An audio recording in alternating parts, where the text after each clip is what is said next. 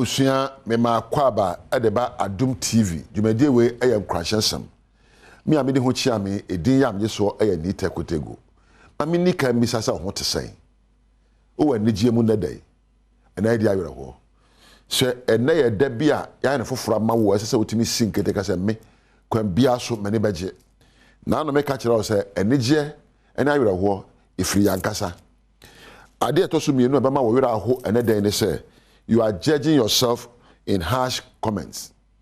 Ubu waten. Udikai, why is everybody making it? And I keep suffering. I don't know, be a na me de mebre. Ah, na me de na baye. And I was at temu away. What be I say? And why do the wrong things always happen to me? I then na me de no man yan kwana to me. Ubu waten yo. I then na no ma enko yen kwana to me. I then na me de me brese ye. I then na me de ma brabo nko ye. Why can't I also be a star? Aden na me de mintimi nyese ni pessimesi. Aden na me de mintimi entumpon. Aden na me de mintimi ntoka akese. Aden na mintimi sidai. Sa temu we awubwe. Why can't I also lose weight? Obu awaye kakra. Aden na me de me so nteda. Baja didie na me so nte. Na me yesei wo tete wo. Aden na me kuru oni subane. Aden na me re wondom ye. Aden no and aden no. Ena ede awreho eka ye ne menua na wa bisa say what is wrong with me me kra ade na me ba wiase be yoye. The truth is that such accusations are not coming from somebody else. The woman says as somewhere wo bu ho atanye mfiro bi ho, it's from you, your own critical voice. One kasa wo mu na etie ena wo bu atan. I sometimes cannot come to think of how some of us are so cruel. Yemu bo ha yetimo adin o yankasa ho.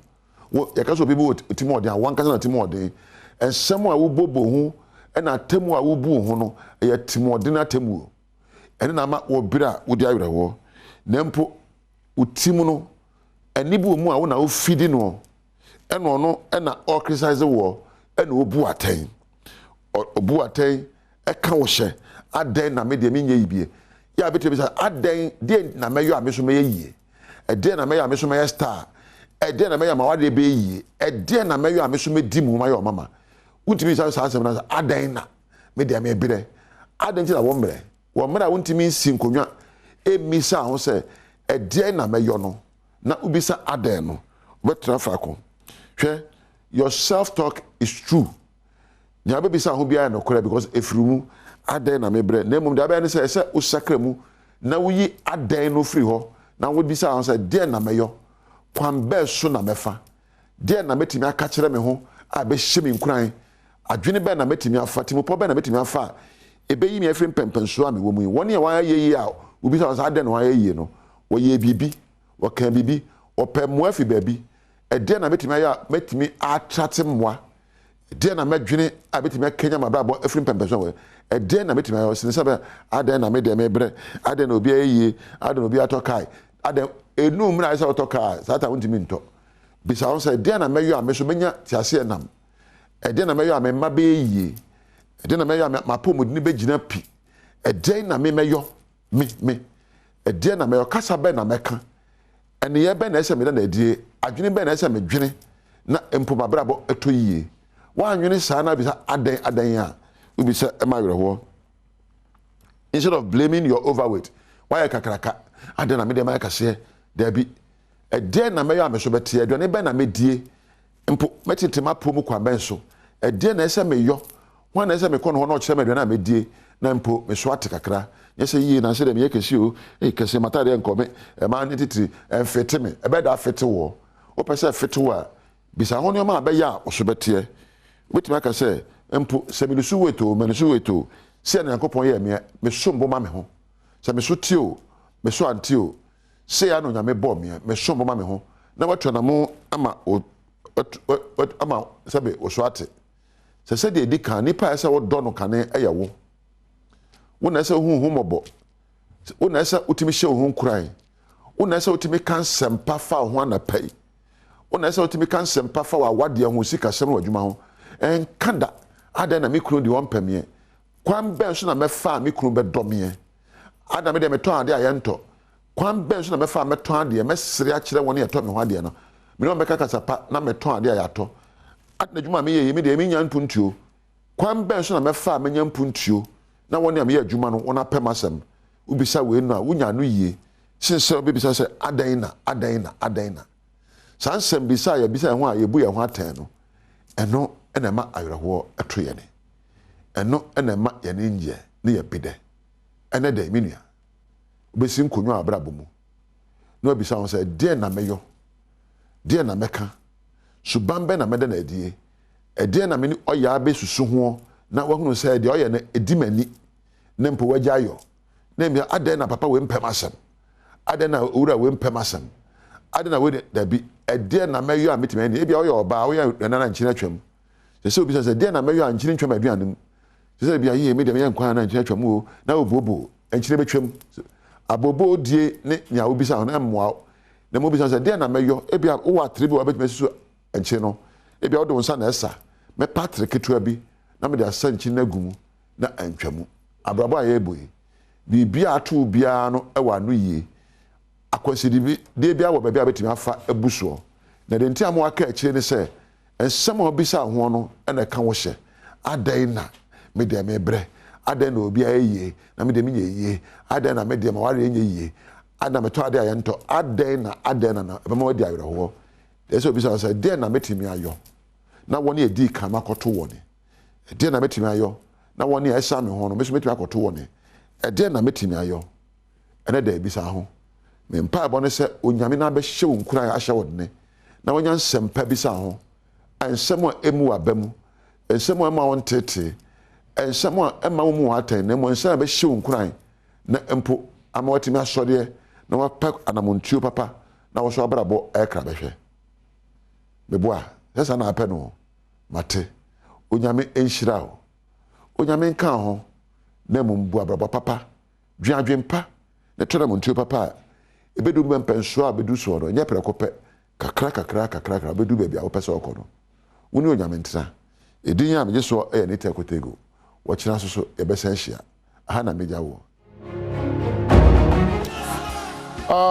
washede na se ama ye pa onyame wo na yebesomu ofise de waya ama ye ekoso bro adwene ene eye entiase so ena akoye eya wada june de toso eye enkono ye da twedi ampo nyankopon na se ode ne so ache wo hwe hye ni mo aye de kase ne bebe no achi no ena akoye wada Ghana nkomo wo afisem wo honum empensem wo ana afi ago kansie nso ho tini atudi se Badwam ni nyina kom emane ye edimu wie peyo wonso so awagye wo hwe bi no ye be koso ada wasibiri bi de ka se enye adwuma keto especially when wo eye akwan bi bra betimi di ahwe eye enuanum bi ne mo wagye atuma na wasagye bre se obehwe Adom TV Badwam dwumadi no ye da se a ensada anope ma menka o kakra bi se o soro ya no empem wo kwa betima tenetene wapom kakra you know o twumu kra eno na watwumu atene mu yie na wo soro watima tenetene na mu kakra ko ye mududo na ye nyabre entimi enante it's very important na afi o pese o ye o jaw training na maka che wo ba no wa o so anapa how to tututu they be pantan no e be flexible enye to be chini power be so o ye training no dey tie wo nya adaji ye bi no ya how so anapa na ya na wo so anapa wa adaji o na no kwa timu di asa na waba umu jade pentamo fatare se wo banya na toto ba ti o banya o to ba ti se ba e pati mutu no kwa se o se o kenya ho adem ne fa pem nyina ne se entra ho peche sa ze wo no o fa nsanka o fa nanka o yesa dia o mo ni pedua no is very important.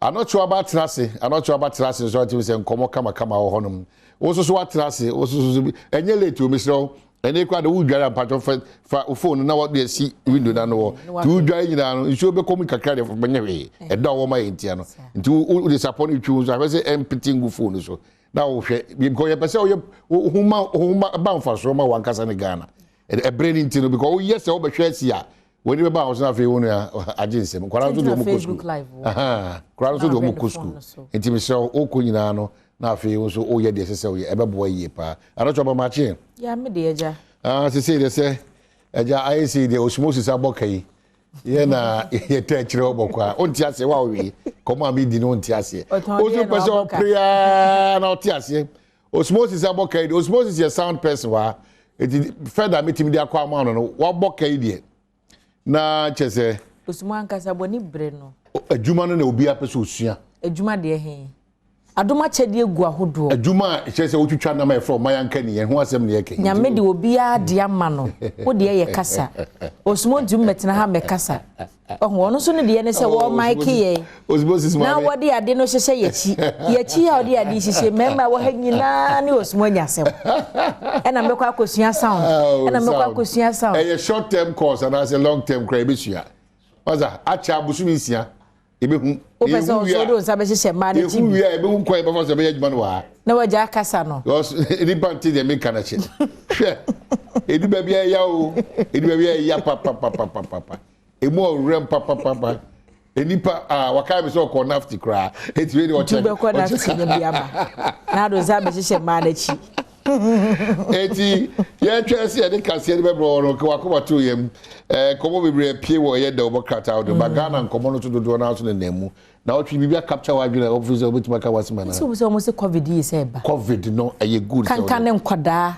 covid no so mo se majority nkwada e ko school covid no tie ma no yesre wo mo abatan no covid no kwada ne ko school a mask no me kai se ye di share wo mo a mo betumi asan ase sanitizer ne yejai se de ma o mo ko school no ensa hohoro ne yejai enkwada no mo immune system na ho de nim se ye mpanimfo nti yesre ebe ye ya so be wo ba bosume nkura kwantuo na fom betete na mfie miensa mfie nan na afi covid nti ohome ensiso obata na wani nyina han ebi kura ye adwuma ebi still wudu ahomache wo se America mu ba ansa na akọ hospital akohwe no ti ye be sere ba tan no omommo ma ne ho ban maye akyerɛkyerɛfo nso ye de ma ne beja mo ye de asoa mo nti nkura ne be school ma ye sere mo measure se wo se mu de gu akwam school wura no man koda na ho bambo wo nsem ewie peye nyina no ye sere mo ye de ma beja mo monhwe na nkoda no so o man kwatete covid ne bi a mafie ha dwen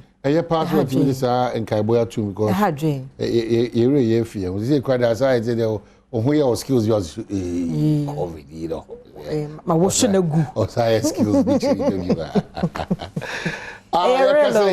ya kasa de no siabo anisa no siabo na wa onim se eye lady D yo o camelators no June July e be release lady D yo rap e woman no lady D yo when I'm say yo if say me kan kase bono de ama yo Joe Fraser yo if say wo am so tibu krom yo na kacha no kro we Joe Fraser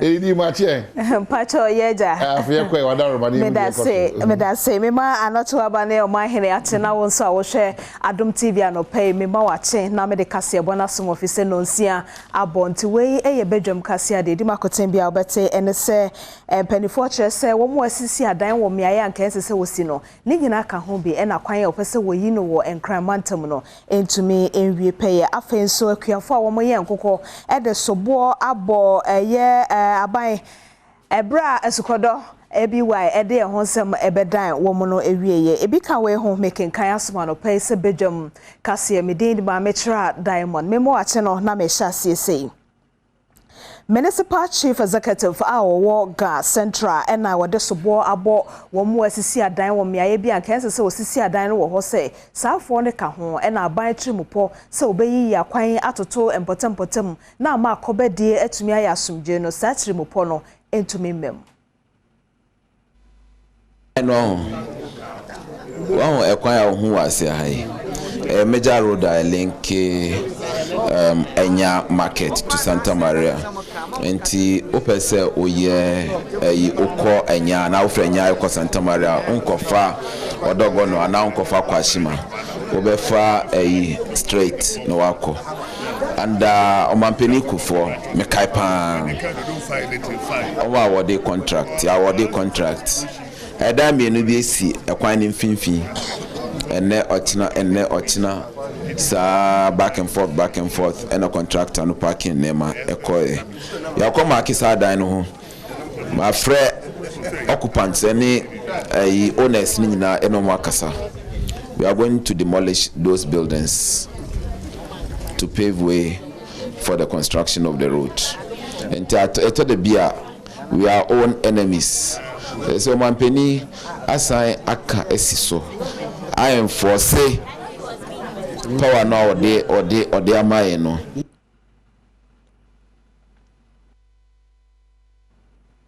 Ekuafo wo memu a wo moye entakrabo a ye nkoko metre poultry farmers na de so boabo aban se ade beche na se wonwuma no egu a aban na wobetere wonsa wo ne so de kire se brokura won de bema won nkoko no ama wa adwuma no etumi awie peye no ebro no bi ni dwa so na sika nso ni ho na ade akwa akoto fi ebi wo hokra ne bo ekosoro ekuafo e de enti a wo kasa asemi ye bra ebi wa de asukodo efa nkoko ye ho ebeda abonten mo bi ehu bi wo Adom TV so.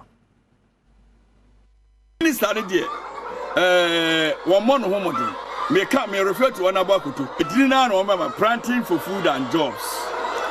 So near order than near planting. You order than your job. You order than your food. Me am actually telling you over 2 years in me. Oh, be a respondent me letter. Me ra ho papa. I'm not a job me to a mission documentary ni na kokosi ye no. And I'm going to one abu odro. Me ni di enkuta ho bebre. Na me imagine say idea na esi because ni nyina ya asem a enya nokre ye ni sky de beto aburo no enya nokre tro say nti say kokọ na hu omo sa na aduane a wo mu die no enkokọ 8,000 bia wo mu die aduane 1 ton say aburo inclusion eye 60% atu bi ko timi ko 65 eye 60% aburo say ana ebekọ say aduane no e misro mampani no aka no say adrum na so kenya no yes sir enkofu ogu nanim as sanka skabia yes sir so won so scan so amabinu a wo mo famra bonten enne something ya gugu wa because it mean embed the cost of input e my enkoko no concentrate why e dia ma say bre no sa company sinya do pe no tona die mo why because government control over this and the merchants no me sa die no yenkosu aton aye problem because say a match yenkosu aton na aduane no enko as I say I'll grow 50 kilos on 185 cities. Now from 50 to 185, look at the percentage, over 200% increase. I'll grow a human I'll go, I say 20% of funds operate, 80% have closed down. I'll grow more cost now put you. Omai hini a owo doma empotemo ewo bono mantam nim ene osajefo osiade ye Dr. Ajeman Bedu otosum no ena nana ss de ekoso ewo bokompotem honum no ebra so se wo mu mienu nyina wo benom asumdwe ebua na wosusu se kusasi ene mamprusi ahemfo mo wompotem hono so mo so de o manotum bia sa asumdwe aye a eni hene wompotem hono ebetumi ede hene Esre nuanom a bewo atifi mantamu boko asem we ma adwene ho ene nsori ya nhwe mfo nso hu se ntokwa bi ekoso ho mu nkyire mu no de ese manhu kosi sembetna na me kasa amesre muranom mienu na yiri mpapa na preko pe achamade ofam se ne ba panyine neme na masre boko na ba sebe mienu bebetimi asem na ewo soro ho no bebetimi amana asi esre nwuranom mienu wa mensa da mensa yem bede hye abunkotodwe wa me papa chew mpaba chew bebre o papa chew tokwa no bentwa so e ma de hye no bebre efrim ade hye so no be de chechire mani se wo hwe ba bi aboko da bokena nie insura togonie chese o da ba bi anka dwadiem ka bebe ko banim chene ye mu bi bebre me need to me wo beso na mo me srebe na badawroma titro ayam papa na yiri asem wei me de kakra manhunu manhu se ne safoa ekitam papa na yiri onhune ba mobo na dawroma on in Ninia Bokonaba, Intimen Casa, Saman Prusi for, and the Kusase for.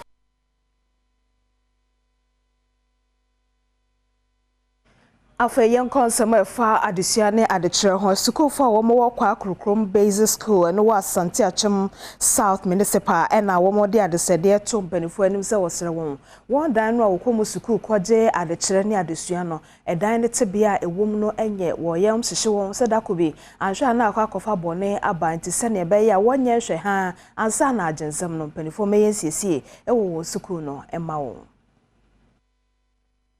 Yeah, and so car, this is a coffee, and so better and I say a dine bit and I feel here teachers, class 1 and 2 macabrum, KG, 2 macabrum, E3, P4 macabrum, P5 and 6 yacabrum. Yes, I buy say, oh, my boy, near teachers, and I buy a summer say, Munchum when mamma here. Your school dying, your school diable, in sober moonpa, a dear pertujan. Yes, I will say, your school dining and queen in our assay. In Yanu Pampun, a ya, Miss Samai. And which and a church for being so edituja echere, and which I want more FM, editor of Frey Adi, and so a sunset and woman's young hinty, and Yadia Warnum Ebepa Bada. Colano, a sunset, or movie pieces in a normal call. Commissioner, a free house of Cocomason, Quanawa. I think since celebrity Missy, your humble and a be a better being. And take a by my yes and Nia to be tracked. Now, quite any view ha, near to us, gauges and among Monatis, as we do at their brain. Yes, sir, by himself, on tuning machine. Almost school down here. Now, so much the school down now, and I can room, bear in film you. It is our binding to meet at the South House of the Shimuna or school down in the Anaki, free down with a school down for front. Can never Bama Luciano, a cost of Castle. Minister of Public Enterprises and Joseph Kojo and war border rastrese ebetumia ankakwanya gridco for betumia jina wona so na watrechre wan hiem asom Ghana for ama wanya enyina mahoden de no esese ebo no wode bitu so entifi sabre ya kono se PRC for ededa ubo bi ba abonten se ebo no wo mo eto so a esese Ghana for som no matumi ema gridco for atumi asom Ghana for wo branso a ba bia enyina mahoden de no ewo no wo mo atumi atrechrim. Usanda bande sikashim yetua tax ye dia share the main juma nimu ntodo wonye juma wonya mfaso wode ma o man no no man ni skadi schools or the hospitals or the car kwan na ade onyi do bande abane juma wo ha no siniska asa na workers na abobo kujan what the time red na workers strike the one face ka for one fambra o tro bande ma more kind of ombeji wo tax ombeji mede ni ensan fan kama hon dem no na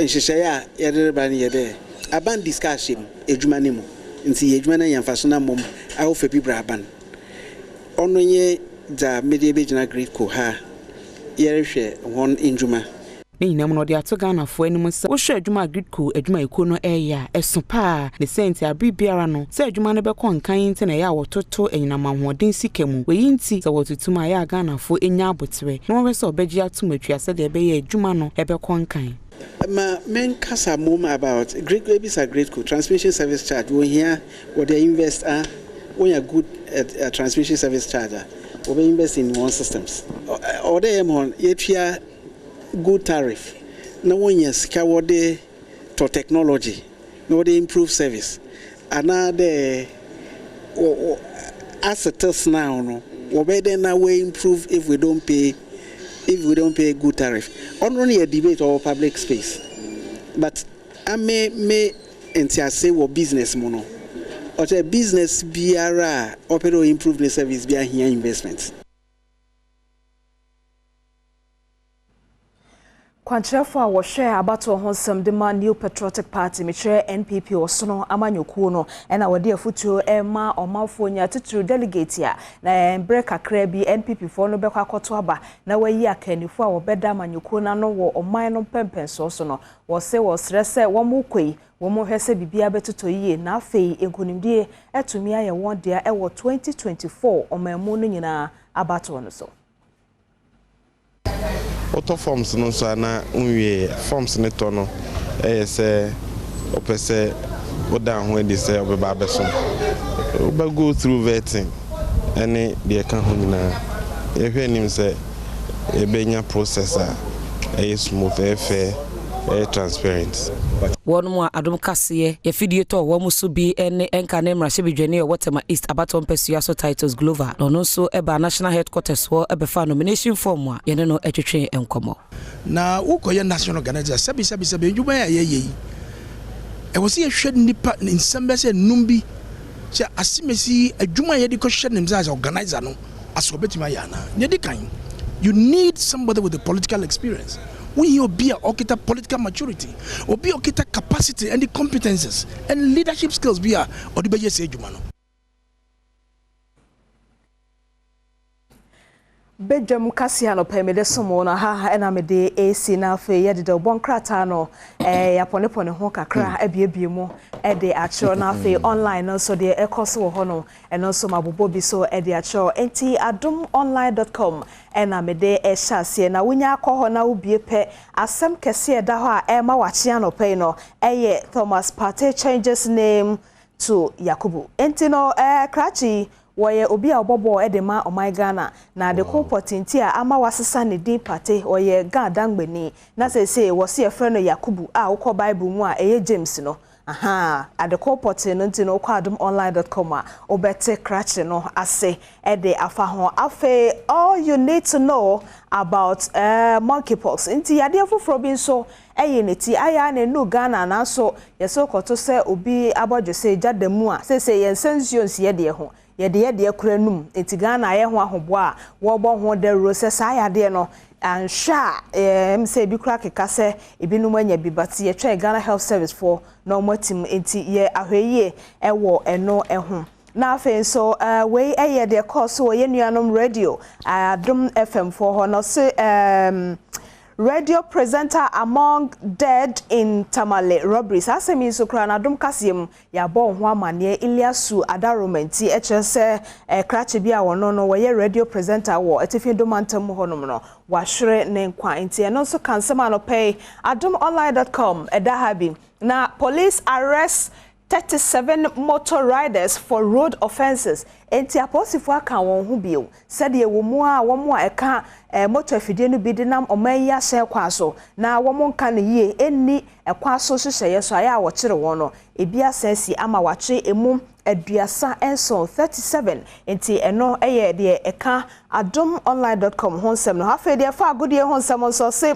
boxer who punched air in a viral video dies due to brain bleed. Enti ebra kuturuku no kan no kan na dwen ema moja enyuye efa na dwene munti na chese koba ne sa etwa owuo enti krache no wetutu so yema ne yakọ ewom se na adwuma na wo ye de nso bibia ho hazard ewo ho enti yema ne yakọ enti sa kwa adomonline.com anope ya semo a ewo aha no ebi enono afei omai hene kwabena sante ene anochewa ba adwa sewa mpamto de bonkrata na anochewa wada zo na egu abonti mabube wada eso na egu abonti na suro nipa itu ya ewa haye me diamond camera sound ampedun ka debi president ka ampedun ka ho ye bi hwa so ne friba president ka ho Abraham akro e tiro se suro nipa so ku ko be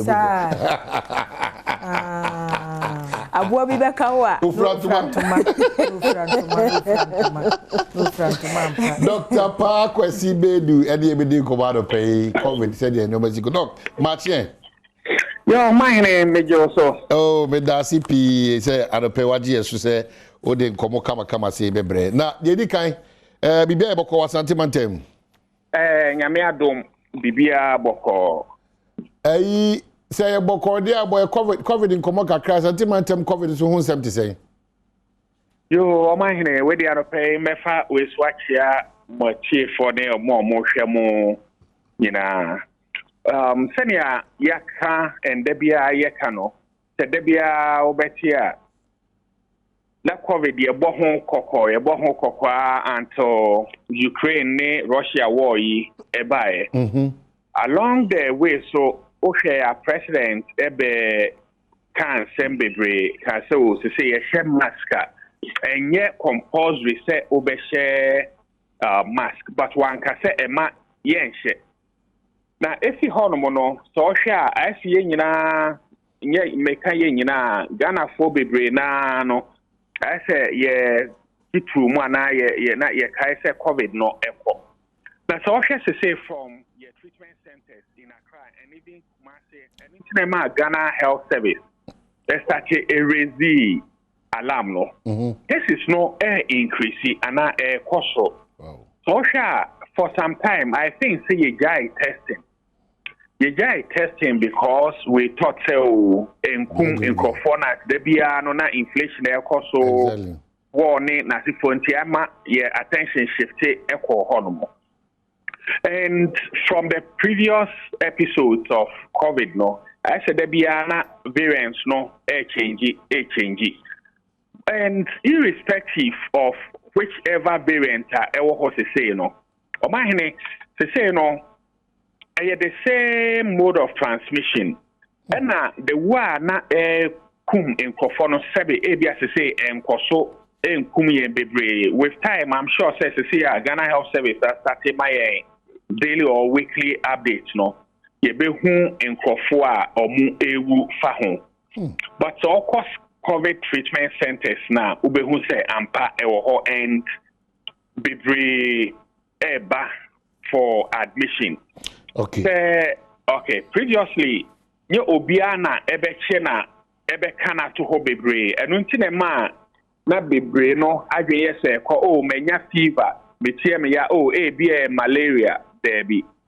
COVID ewo ho, and we encourage everybody say omo ebe koso observe the protocols now at TPA alive ABC NA. Okay, Dr. Bedu mi mpese Ghana bedu sam pension bi mti mu ma this alert no na e dey na esese e di gu akwam quickly because you need capacity no.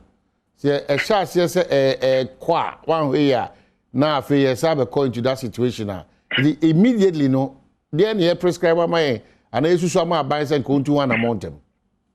Omahini before you benya vaccine no na ye process say oh yen social distances yen share mask. And as I say, God being so good, nya vaccine bebre vaccinate ye can say vaccine no kwa no say what vaccine na here be a booster. And God being so good again no vaccine no be war or my mu. In fact, ye bokoko there be alcohol hospitals na ye wo table or mo bohu de room mbro ni vaccinate mo mbro na ye vaccinate mo. Ye best share amount for say omun take advantage of this vaccination drive no. In fact, Ghana Health Service has started that drive no. And who what vaccine na ye ju sika bia free. Ye best share amount for and then mask. Before ye benya vaccine, mask na eboa mu bebre. And say tenya da bia ye kan ye time sorry bebre no. The fact say menye bi ana minye bi first time no enche say metumi anya na mintumi enye bi. And the fact say minye bi a mewu ya na menwu no enche say minye bi a mewu ana menwu. Esno individual bia no ene ne ahoden se uhia tem bia aboa no ana virus no change the form no and say wa na e behave or e be first time amenya bi no e be different from second time ti say unnim se unya bi kra no anwu a most of the people omunya bi no they say the complications be brave obi oho a oho no ma ese moja ada woni nemu na akọ a year fi ho ye friend di vein thrombosis na ekọ ne heart we so nipa na onyare o te kwa or se ne kuma ye ne ya ne kuma ne ye ne ya na wawu when mu nyina ye possible nti se enku sesia later it made the problems bebre ebro nti no ye be share amount for say omo emfa ne serious and yet the usual Ghanaian attitude no yenko nose mask regime nana yenko who say there be a make say ye here obi no aka chance yen she nose mask na me yen she nose mask say ye ti ase say nose mask no eboa yen ankasa. You be encourage to answer your question no. The moment a president Ebeka said nose mask enye mandatory. You can say mandatory. Enye say mention. A whole nedi problem no start here. Because the moment already now be brain pressure. But so call office via now call shop beer na eye omu insist say they say no uko catch you be say nose mask or be catch us a president say enye or man penny say enye inche. Even hospitals yare bebre wo enye just COVID. Nose mask no boa but say for hospitals without even the nose mask. Say you bet to me I'm a nose mask. Yes, no, I mandatory and I compulsory. I in share at least offices, hospitals.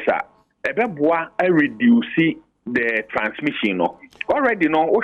And I say inflation is almost 30. It's 27 or 30%. Yeah, 27 or so percent. Already no. Dollar to CD. You hear about 8 point something to get the dollar. See a top vaccine. And sana you're saying start campaign vaccination na you be sorry one day no na dokno ye to dokno kitikiti back 20 cedis. Yes, that's true. Petrol 1 gallon be about 100 cedis. If you say resources kitwa na ye wo high say ye dey show up economy no man normal boba form no see ye dey ebia na ekoto vaccine no. Okay. The pressure ebeto economy no so already we buy a health system now it's one of the poorest in the world. Basic things, most hospitals need, and me assure someone munya complain and me na hospital be 10 hours. Exactly. Exactly. And I mean relatives because of no na order no and yet hospitals no normal most hospitals here to even keep you alive. Unya common condition like malaria. Unya common condition like we diabetes, na or sugar cholesterol na hoba. Or relatives knew how mubeton no man no be about. And that is the state of our hospitals or health system. But this is the true state of your health system. Okay. And until said the biano, you take that personal responsibility. Say you boy a home buying, yare way, and now say yare bia honomo. Dr. Parker Sibedu, me know where we are in the but monkeypox is about So if you be May 18th last month or na UK for started say or more raise that alert, but monkeypox na kasa Osha ewo places be or West Africa, Nigeria now more cases but na draw attention to say course CCA and basically Osha Ghana is necessary I recorded 5 cases. And see a raise alert. Basically, a community be a war. I say, and see a virus to say, and a debate to say COVID-19. Yeah, and only obia or being close contact mainly. Within up to 21 days, 2 weeks, 3 weeks, then the panel best starting ma rush no me go afe na I say ne ho fa no ne ho aye shikakra edwa atwe no your friend no lymph node na ne tie ne ya chese emao symptom wa wo yare ho nya ho fa usually unya sa symptoms na if it be 2 weeks 5 weeks and sana when ya those lesions na ebegu skin no normal na ebegu ho no so we treat you it take a couple of weeks and sana akọ and we share research on my na say yen treaty no have to be called and it me kum in for yen treaty but a close contact and na ede sa lesion no eba and there be a ka say COVID-19 cry and conwe near the monkeypox aba. I say Ebola na ewo hono but there be no like COVID-19 almost the same viruses no the same or more form no. Say near be almost be survive and almost the same or more form na. I say rate or mutumi spread no or more improve. Say near be almost no ebe tenase. Okay. And also once again, taking care of ourselves, good personal hygiene, wearing your mask, is the best way to go. Okay. Doc, Mame Nasipa, na I have a say a sentiment and what the president to watch, but say one cry. Dr. Park was do quite sentiment Ghana Medical Association on the penny park. Quickly, everything to know headlines. Say the Herald say the tale of the two Rasta boys from their parents, one good, the other ugly. Ekufuado's cathedral bargain with God swallows 200 million Ghana city public money. Daily Guide say MPs in dogfight over gay bill. Daily Graphic in Swakai. Rains batter Accra routes. Minister deploys mobile maintenance unit to fix problems. And Ghana Health Service records 5 cases of monkeypox. And 17. The Chronicles say quickly enough. Oh man, monkeypox no. Yeah, we won't do it. I'll say to me, and no wait to me, Cotia, and I feel some say, Drew, and was big from yeah. Ghana, your boy, one day. Ah, na COVID cranny, and I be. Say, yes, say, a boy, who said, yeah, on setting Tibia, say, you, Nessa, your boy, a Honda, that in we says, I hope one could see, and I was our fight. Lady D, you're one because you mean bushmeat cannot spread monkeypox. It made the Yamias tell me, yeah. Now I am to show. Hey, because bushmeat. Now, also, I a cozua, I want to mean and read the agronom, patron, say to me the banner. Hey, what I say, because there's a monkeypox. Auntie, my patron, that's no bisa a Dr. Mike, we are now in New because I say, find the woman Aquansra, I say, Bisa, that in Poku Quans know who are more. Wrap up for us. I was say, what your brother will should be drum and open now. Your burning tea, your best also, and yes, sorry, no, National to say, I will can see one some a bit also, and go baby.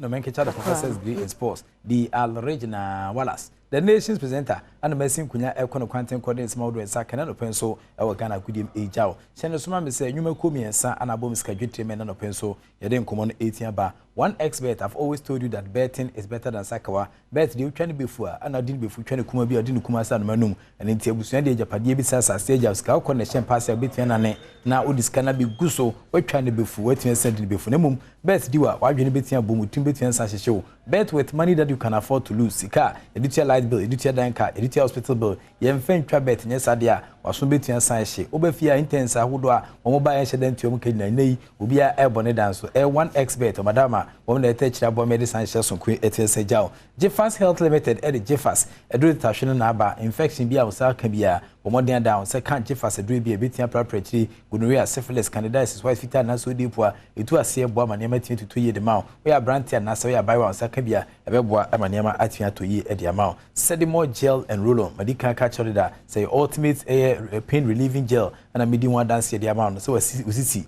Ujonku wabatwe baby ene tete wa nsaka eye sedimo gel and roll on bia fasa so ebetian samboa amapomo don sem etian kwe kwa shama me market on sabetian kabina food wani chimo temaso a enye na hokra obetian first sedimo gel and roll on phone paying for 0208986731 na onen paying phone twetwen komo yehwemo na on sentiment kasa for that TV se betian boa amapomo don sem toba ha nyama so etian koyi ede ama we mo ene sponsor say tech abo medicine share so kwetwen jaw a journey of 1,000 kilometers begins to first step. Yes, year MFF 2023. A year AFCON qualifiers. Other results at Pumini. Uganda falling Niger Ebo 1-1. And I feel so Tanzania a transfer Nigeria between a camino. When to me anti Congo for Eche Gambia Chomekaba Komoso anti and I feel Gabon any Mauritania 90 minutes of soccer fiesta the scoreline was barren. Ubia and Shenyonko. Sudan 2 na DR Congo 1 na Benin for transfer Mozambique for Beo Mozambique small. Omuchomekaba kwa Benin for Antimi and nante e wo makasa omufie we AFCON qualifiers no results out do etwensa ba chire no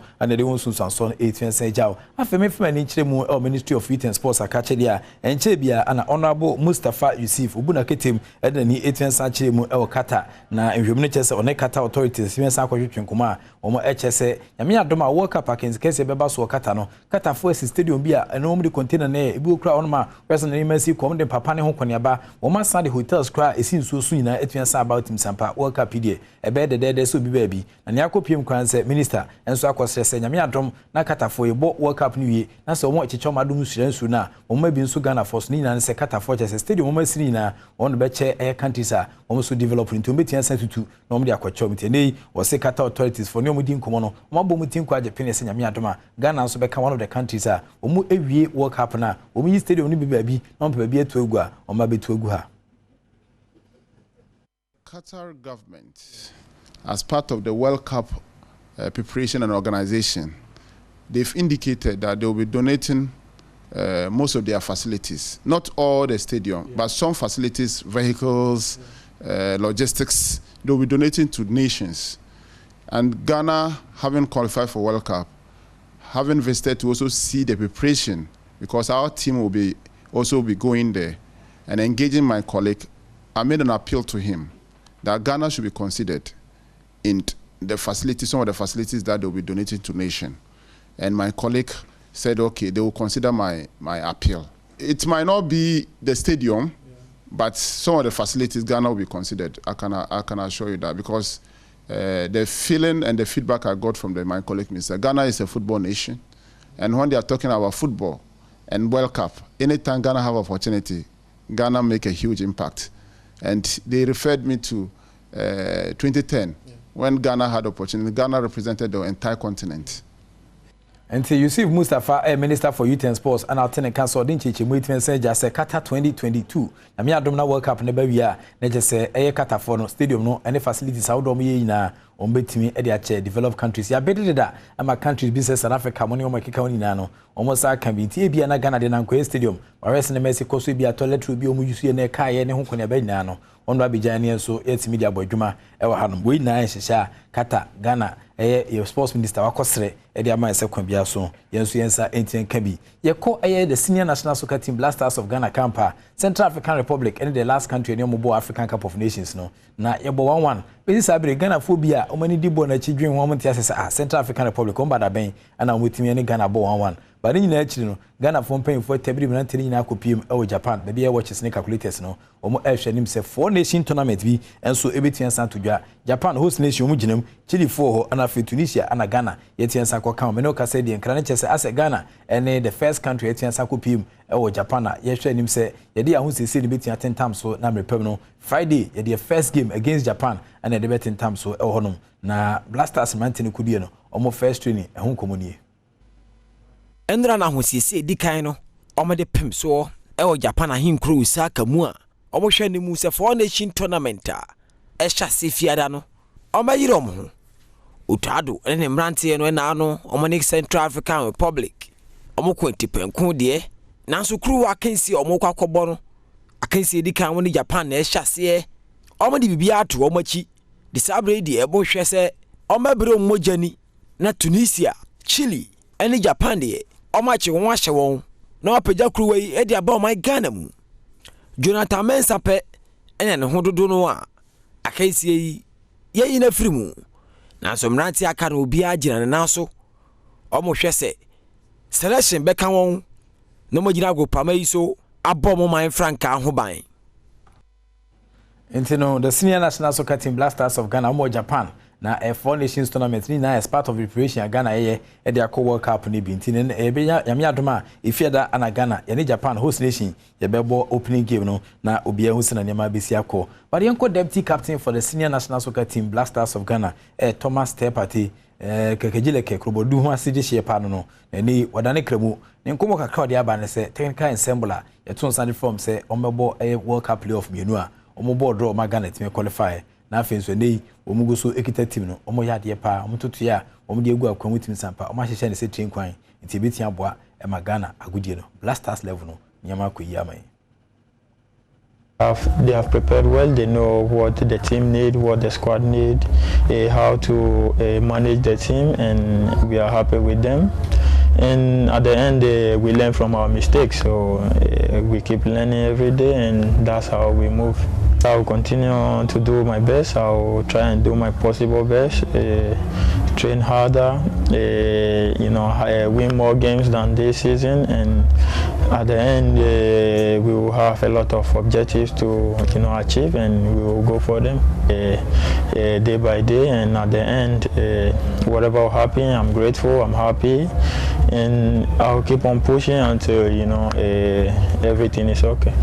And Thomas Tepati and attending Kano say ordering Nkomo Eja as the deputy captain for the senior national soccer team Black Stars of Ghana and ordering Nkomo Abalon. But the FA Ninchemu Ewo FIFA Under-20 Women's World Cup where marking see so Costa Rica and Sukita Canada visa and also Sukita US visa we are Costa Rica free. I just say Ubia and Hawadrin na Ores in the Mexico so na Costa Rica fonso ni abrepa also person bo mukru monso bedi kan kwaje police certificate and say police report say dia dance say wo onkonda unwiade da afi so nan kran so haw okoto dwani bibia etiapo e wo dwumadi agusu di mansana wetian kopi mo Costa Rica na say Costa Rica kensi no ana eguso elbo mu yima kensi na Black Princesses national under-20 mano ana omani abrepa na weekend coach Naton said for 31 players somra na yen trial yen testio omabebo humod nyame adoma omne betian sabwa ema under-20 women's world cup eba so Costa Rica no nyama akoyi edi amagana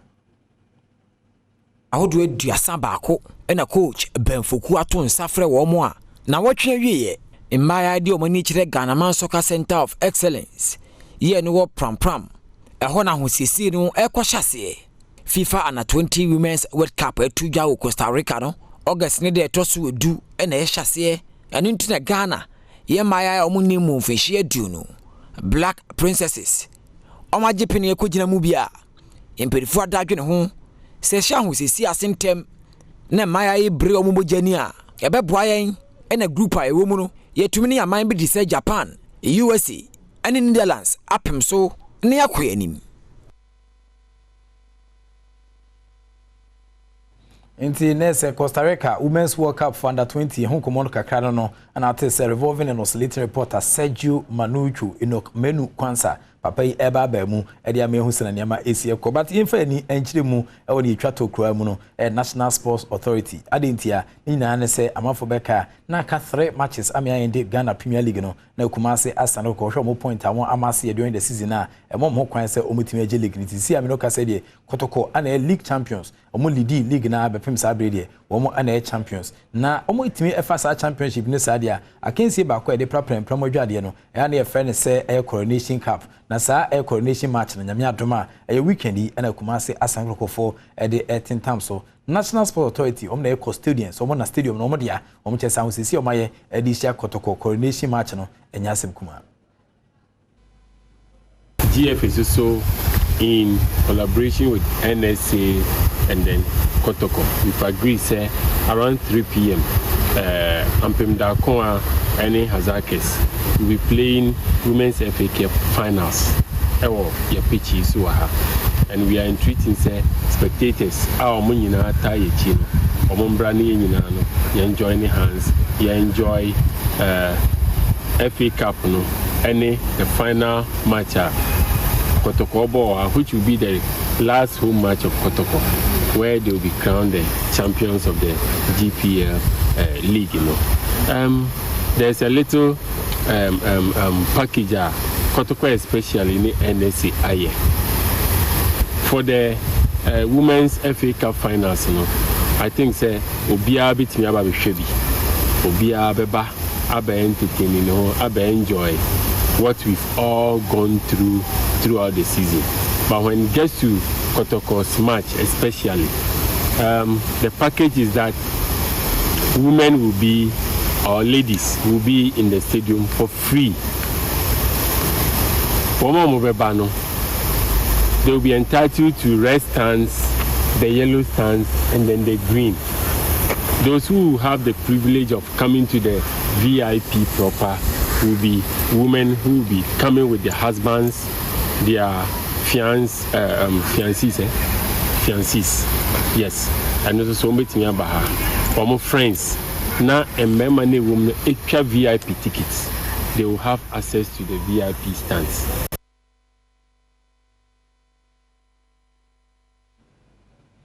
Enti Emmanuel Kodwoapia, Regional Director of the National Sports Authority, Kumase, and attending council in Komo 18th Jadia Fasa Coronation Gamer. Kotoko bebo no baba sports no kwese da be ana san hye so kono ebetua san todwa korokofo eton san de afre ma nyina se omomra efiri bonto obetwa betwuntwin so a na ese wakoda etinyame adoma kwese da be de koroko omo ebeje omani too much kuma se baba sports no ntimi se ba bia obia no na okota akira aboa emede san hye so kono so etia kwawie pa we so na megina na dem aso da mebesi a wo kensim no medi besi 1xbet I've always told you that betting is better than soccer. Wa bet dey try to be fu ana udin be fu afi Jeffas Health Limited infections a wo fa mu na mesel on saka Jeffas do bia ero akrawa na omere bo ho ma otimi di nchineche nti bomodian da se on sabetia ka Jeffas ne bi ana afi Sedimore gel and roll on maka chode da say ultimate pain relieving gel ana aba no product na eya adwuma e wo waso so bomodian da se on sabetia ka bi ode massage ukotodwe osisi wo fu kwa ana hwese ne Mexico so na no pewum na the fashion ne betia boa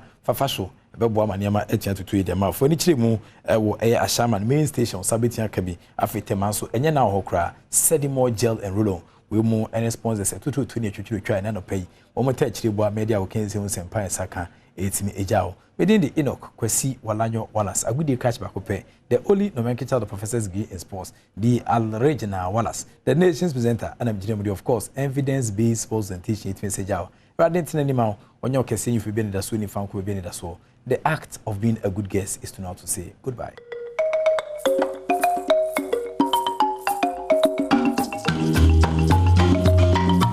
Well, Masachia na Mamisa Mawachibium na Yaseshia Ghana and Common on Machero Hotel Ghana Achiabat Emuye, very, very important. And pay also repair your pledge. Don't forget, Uhubribi Abakabibi. Now, why exhibited those qualities are a better Ghana ni truthfulness, honesty, patriotism, and love are very, very important for share a year utrim nabua. Be a proud Ghanaian.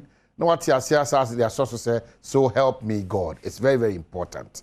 The uye bia fa pemno enkoye unyame enti oda no kuresu edi no na afi oda ma okwanso nkoso na otu ho ache no na onante wo no kuredie mu no na afi bibia nam so kama na Ghana ekonanim odi asoso so help me God ba me na me nuanom nkranfo me yere nom nkranfo me namfo nkranfo me nam nyina amase de dia me damase no what you say you say no ban on noise making and drama and de nyame adom ye disu kama de bia ama tokwa bia ama pinche bia ama nyase e bedu ho mo na aduane ni be ye adwuma no na mo be munamu na kire obia da bi ma me yi waso tire kransa ti na ma sha se bo ma baso saa no mesremo ye nyina ya boa ya ma basa bia ni pinche bia ama tax force so amote ye no o ma hwe kire aprapra kire kama ye rasa zone ma homo wo proper ayaya homo wo proper how the ABD homo proper. Etino Montiasie say how do you need the actually? Yes, I feel I'm the Bureau of Wild Dogs be able to hold their mind. You be refuse still. You better something name of Aquamu, Namo de Noma Petitoni Nano, your name will be corny pepe, say the Baya, you be gibbering at Timimoso, Edidia boom. Now I have kama. May come send me and such a penafi, my dear Mamma Monafi, my Jumedia or no kama near to us. The kind. Yes, school feeding secretary, caterers, Romugusu, Airboy and Kaiser Moa Huchim, 68 working days, you have 12 working days, Sikadia, Adabraka. Mestre, Yan Shana, Yan Massa, how we know. Ain't to be free honum. Because yes, sir, Obaka say, agro, but I want to say so, and your papa. Why in because one could not cater cry, the Timu yet, no Judy Ghana, no dog Ghana, no tune watch us at the Maya. In your other corner, soon quite yes, a gum, and it went to the gum. Already near Triaka Crampono, there were question marks for quiet caterers in the first from the year, Juma. Now, Katiano wants my baby on yes, I shall say, a bayanka corner cosukuchi and angel with Cabebro. Mestre. School feeding secretariat free. Mesremo. Muntua Namon Tempa, my Emma, Menom Yeniam Manum, caterers, or Muhusun Timmy Harry, or Move, do na so koje Bosia. And I wanted to say, it's kind of my own Bosia. You corner a tree, bidim near TT, bidim ha, bidim. A hard ye pa. The Tossu BMC SMC contractors, no. one eyi gata mu no do do monte so no honorable Amakwata road minister mesrew omusika akem famom why mesrew omusika akem ite na wohwe nkran monte so nyina na ekwantam gata no nyina na gata si ekwan nkran kodium nyina ayi wura baby atu di kwase kufo interche o de wura pa ji o nyina afa esre nimnyamfo Amakwata SMC contractors ne frewo na jom so wona ye omo djuma wona se fata ketua tien susu de bia da mfa nchiremu maye se sika ni ho a ide betua ka yegusu hihye yebetua ka plans are far advanced they say sa na mo ye penal fees 25 32 million e beto penal Ghana fo binu omo ntiase no se sa sika no ye ntimi mfa ntuatua ka bi atise na yetimi nya sika bi divert for different places there e ho na problem ne wo no because me de maye ensuanya bi de ye bibi yes enema me no caterers no yan hwe wono kira kwan na etu omuka na afo yemra SMC contracts on makrom ye fe no ene kroma fu basa gates nyina mu asisi ensu ogusu to a eyiri fa yen meka we kwana me san kai finance ministry say works and housing for krata o matro bra e ka say this come e bre tisiem no honorable minister ono wa pound for mesremu de bia da sika ni Ghana de bia da so sika yira wa Ghana de bia da sikadie so koso Ghana de bia da so ko finance ministry minister wa sikani ho di sika na ye di na yira ye misapply ye misappropriating e free na eba strange na me wie ne kra no ya sha ase di covid hon komo do so ye gangaria ye can also the onte ye can covid already no mind ankasa no you need that capacity na a boom eba etimi hwe ho no ndi brebra ma amane bia ni wa beba mesrew pi se covid hon hihye bia na ye jato honom no bomodin a na sa call back e ma ban the country as and nose mask mia wani odi mia wani na fa hye ontimi nya hwe kra o nose mask de wuru ni padodo ma afa o chia nipa wi a ana akofia ana obedidia ana se bia bia onam bia mesrew insa wo no de it should be a part of your life. Me kai we say very very important. Ro inside the kata wanu say eno hwene very important. Uni hwe kra no nose mask de mesrew emfa ni agro na mo ka se covid ko onkoe otete kwanche ya na koso anaka ye the proud Ghanaian obeboa ama Ghana mpuntu etimi akoso na edimu na Ghana afa ntuma pa efra Ghana achia enida so ne se emuye ebeyi eko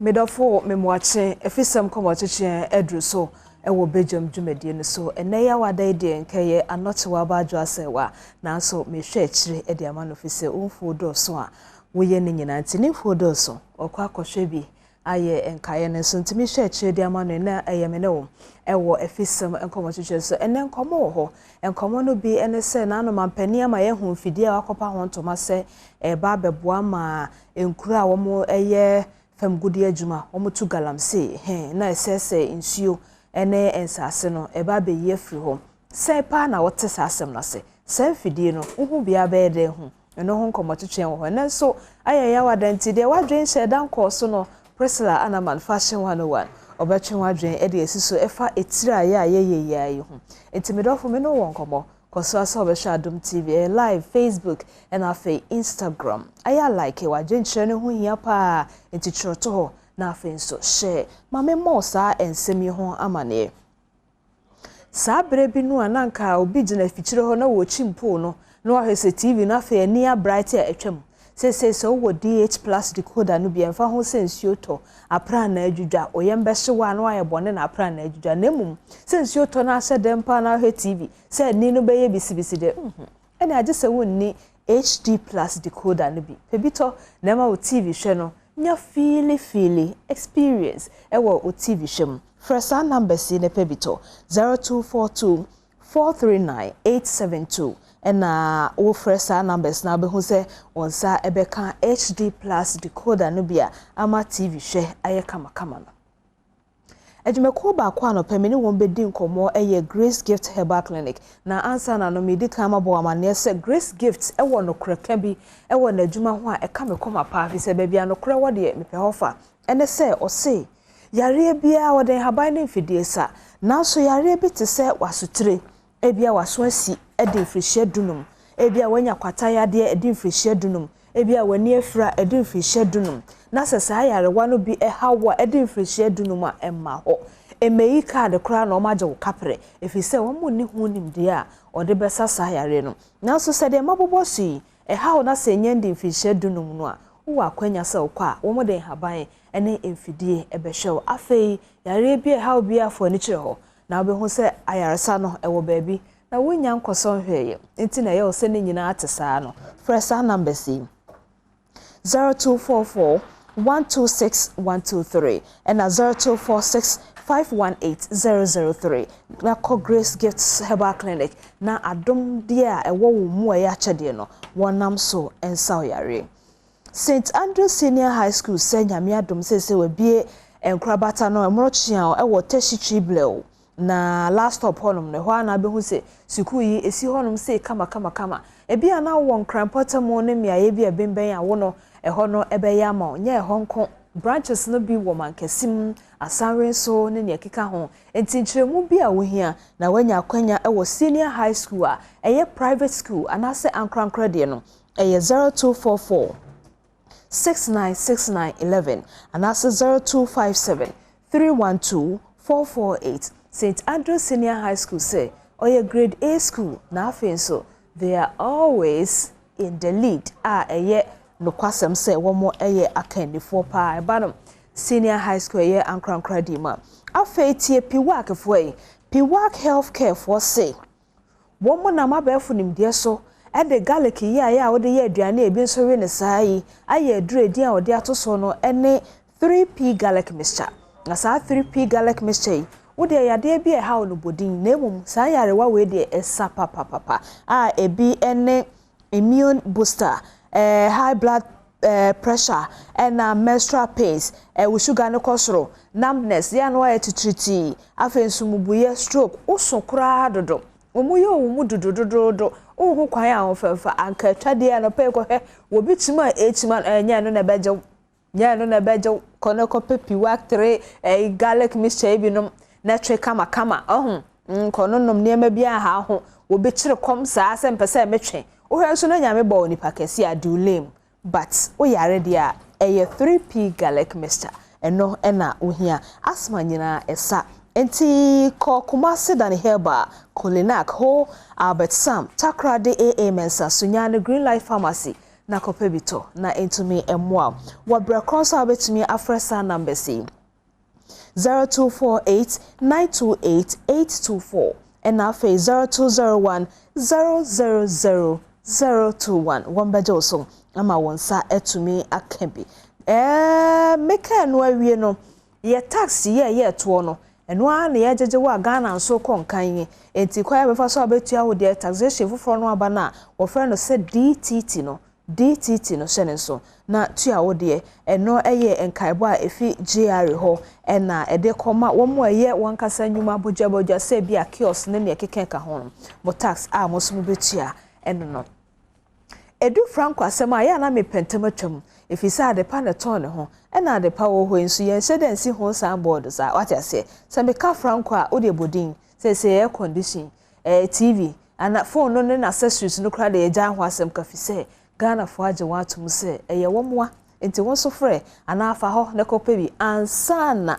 sister bi ana brother bi e de samana bi no ensanye hwam no aye phone ama wo secret abonte so ho frɛ franco it was 0244 Mr. 0246 422 338 and 0555 939 311 na franco emao ade papa maka ne se wie no na me bo amane se multi TV digibus no so wo ho ma se be ma wo TV hwe no akoyie se kura de aba multi TV ne so a ebe boa wo ma no eye joy learning na no mathematics na teacher me say me class teacher Masa Israel wo bo me mass ho sa amfa na no me te joy learning ho din nam si yi papa ya bo me afa no wedi o say joy learning bantem aka papa ya mo he ma ba no hwe bi e wo bra kwakoto multi tv na mathematics no want to me entiase fresa number c 0244 340 415 0244 340 424 na wonsa entime ka bi medofo me no won komo entime ba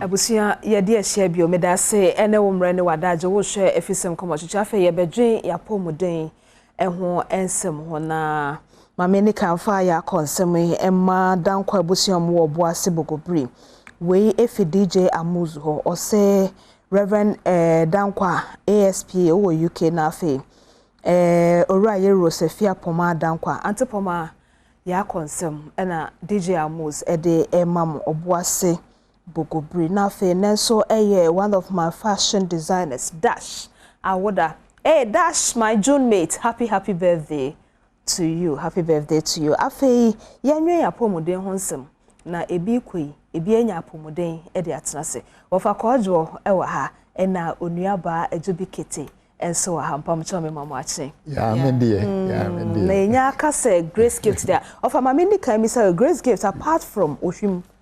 Say ohwim. Kumase. Ene eyi petroleum. That's right. Achimota de no. Enkran ni kumase no. Mo say bie baby fufuro bio. Nanka se kuromu no na yemie no. Atwoma kofo odua. Ansa no aba ohwim. Okay. Na fi petroleum. Na enso so sei kura de atwoma kofo odua yesunya kwantempon no so no. Na ayafo no tae kwampene. Ana dokota ntama ha da watu ohwim da wati atwomota na dokota say monti na mewo ho nti sese mbe ye makoma so ade ama okay nti kofo duafo ni nyina sese mumra wo hwem ayo ho de hekotese dan kakraka bibia wo hobi sese kofo duafo ni nyina be hwem yo nti nkorabata na ye mienu wo hwem sukun kwanta ana enkranso ye new atwomota petroleum ofa me da sese wa chema mama fisa na no na obi ka chem se ofre ye na obi se omo wo he nam se da bi wo fa kojo ho edie na onuaba ajubi nso ho de ese me bi se mount pacha mo ana madwe ye montata no apart from sa miaye mienu de obi abeka bia sister delay se wo boa na nya no ano me da se pa ajubi ye di ka ye hu se asutire enifraye ena afe ba kono boye den kwata ani achacha se din frishia dunum wo so a enworo grace gift eno ye nifra no nko edi 15 years ago oh okay eno na monsa wo nti yare bia obi omra ho yare bia apart from enan ya obobo so no yare bia obi ade ba doctor ebesa I see na say doctor the osiem fantoma nanim en kanchro mo ne se menua ba hu se ebre bi atwam anase bible kra abodi mfiti ase na na ose mo na mo nya asase so ma no kre enso ebre bi edru ya oti ansa akwasi broni di bibia ba ose family planning awo ntitimu bo wawo ho ban si wawo ho kwan na de awo nipa na do so nti afi koba ya ne se obi ha ye chirechiremu obi ha ye pan injection every month bi okowo obi nso ho no ma pills a wo fa every day bi a wo fa obi nso ha ye twa already no ene ye de aduro na hye ho ye years bi eduro a no akoyi na nipa dodo na ado mo hoto so de ye me yakra ye wo mo sua de school for maya no JHS ne SHS for no Oba me no papa se kosua de o se me sua nso so me bo me ho ba go do the thing but all the same I'll prevent myself na wakoya men ne sankrofo ni nyina nyame ayadom wo mo abo mo masters wo mo doctorate ni ade nyame ayadom mo nyame ma papa bi responsible men aso mo na so akanipa certificate awo abo mo ti se de Johnson sebe Johnson abo akokọ no ama omo ho kire omo ewo no kra da nchen a atwa omo bra prekope asamo etiya baby yes Chesa family planning nsunsun so bone no dɔɔso obi wɔ hɔ no ɔhyɛ na ne honam na hyɛ wɔ hɔ a na awedie mu twetwɔn wɔ hɔ a na honam mu tutu wɔ hɔ a na tipaye bi aka odendenden wɔ hɔ no abɔnsa no ani sukyin wɔ hɔ no ɛho sunsuanso bɔne na yɛ bebree kwa nti so obi afasa te bia nim na sese sunsuanso ne ha na grace gift mba yɛ no yɛbɛtimi ayɛ ama nyame adom awo ni bi aba me nua ba bi 2 weeks ago no ɔka kyerɛ me ɛna me kyerɛ no so me sister wugidi passe be na makɔ hospital akɔ ade no krom sisi enyi ya me menstruation kura ntimi ma at the age of 36 years we twabra preko pɛ because of sa family planning na ɔkɔ twade hyɛ no ho no ɔkɔ yi ade na firi ɔmo hwehwɛ ɔmo so ɔmo hu ye hu so anyi so a obɛde no anya o menses anasa wa menstruate anasa wa yɛ bra ɛna kampɛsɛ awo no ebi aba no. Oh yes. Ya o sha say doctor mo screening no hwe bibia. Doctor say be o so hwe o manim say o say ma me wo mu pa mo ho ya mystery o. Mo de mo ho ya mystery pa. O say mo de mo nim de me free ba.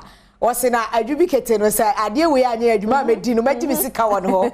Afa de me nua ba ba obanu maduro no.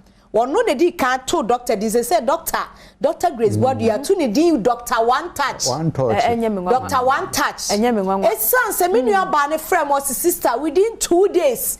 And I'm starting say me nya me menses. Wow. 2 days.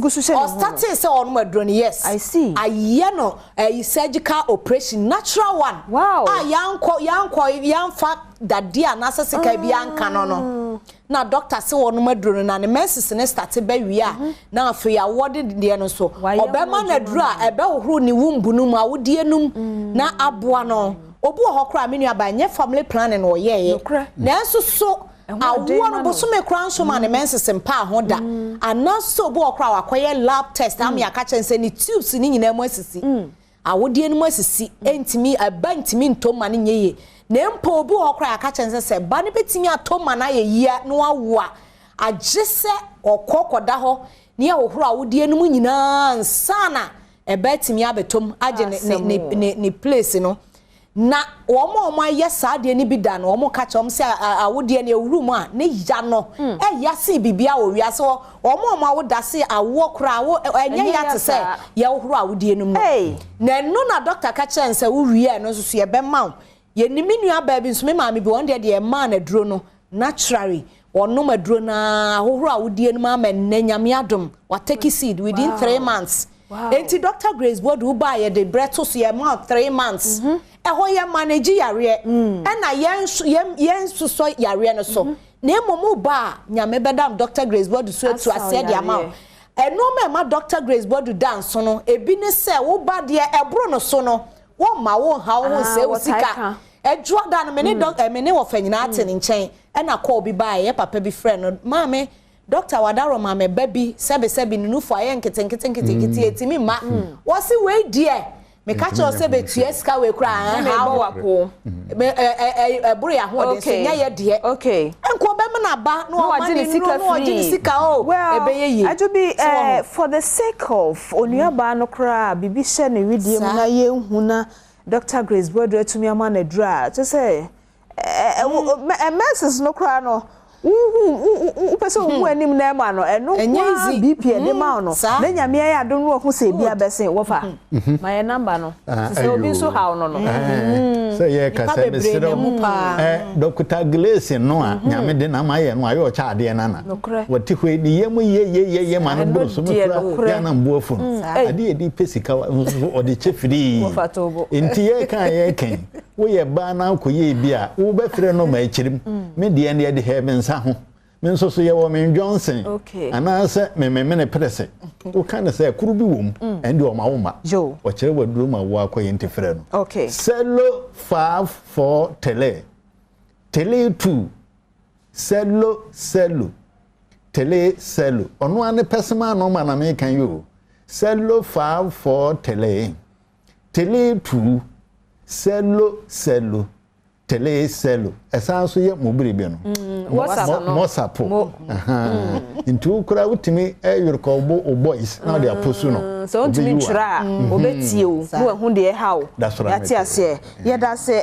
somehow nkrofo na hwan na wo ka kire no na hwan na obeye ho boafo me de Dr. Grace Badu meginidi de chese ono ne oba abesie otumi ka kire me ma se sisters no say emfanshen na wankasa nkasa nso kra oye breda na aju hu de say wo de she pant keke emfanshen abra o de beto ne nsem be ya to ne nsem e me ba no na fere no mutumi ga ka beti dance Dr. Mpacha no pe me mo ache ye da senso say wonim de ene wa chede a obi de che wo no so wo de chiche what is of akra say etore bi o de ayaresa ne cha mo ka say oyem ye kra dodo koso afa che na de wo ma no otopete okoso nsodo enti pamcho medamase enti e was your Grace Gift Herbal Clinic honkomo e na yedie no na mpacho wo se wo hwim na hefa ohwim suku nkwanta o se kurum ba de kase kwan no so ana enkran han so ba bia modem aye nu atwemota petroleum ye ne family daf international school ne hwe ne mu yate ofa edan bi e fe wo ho bia ye Grace Gift yate ofa enti ofa person show say new Achimota Petroleum and a family life opposite no are ofa person chiro we ofa enti yate ase ejubi mpacho me down ofa ase yes that shawo ebusia me no come ofoforo no sa twa me mesrew me ba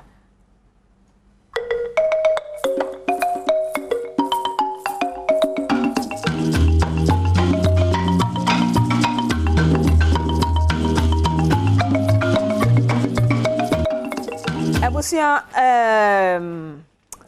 mene won komo no afa de adru so no so adru so na ene se anano ena mampani adodan kwakufado epa emfidie bi hontoma sa emfidie no ma yete ase se miaya galamse to koso na sese yenkwaye yensase titru yensuo no eba be yi e de afri ho na ukrade no a wote ye no yese gold catcher gold no de migidi se wo hu na catcher no so wo be catch de eno honkomo ena me baba be de minu aba mpacho machimata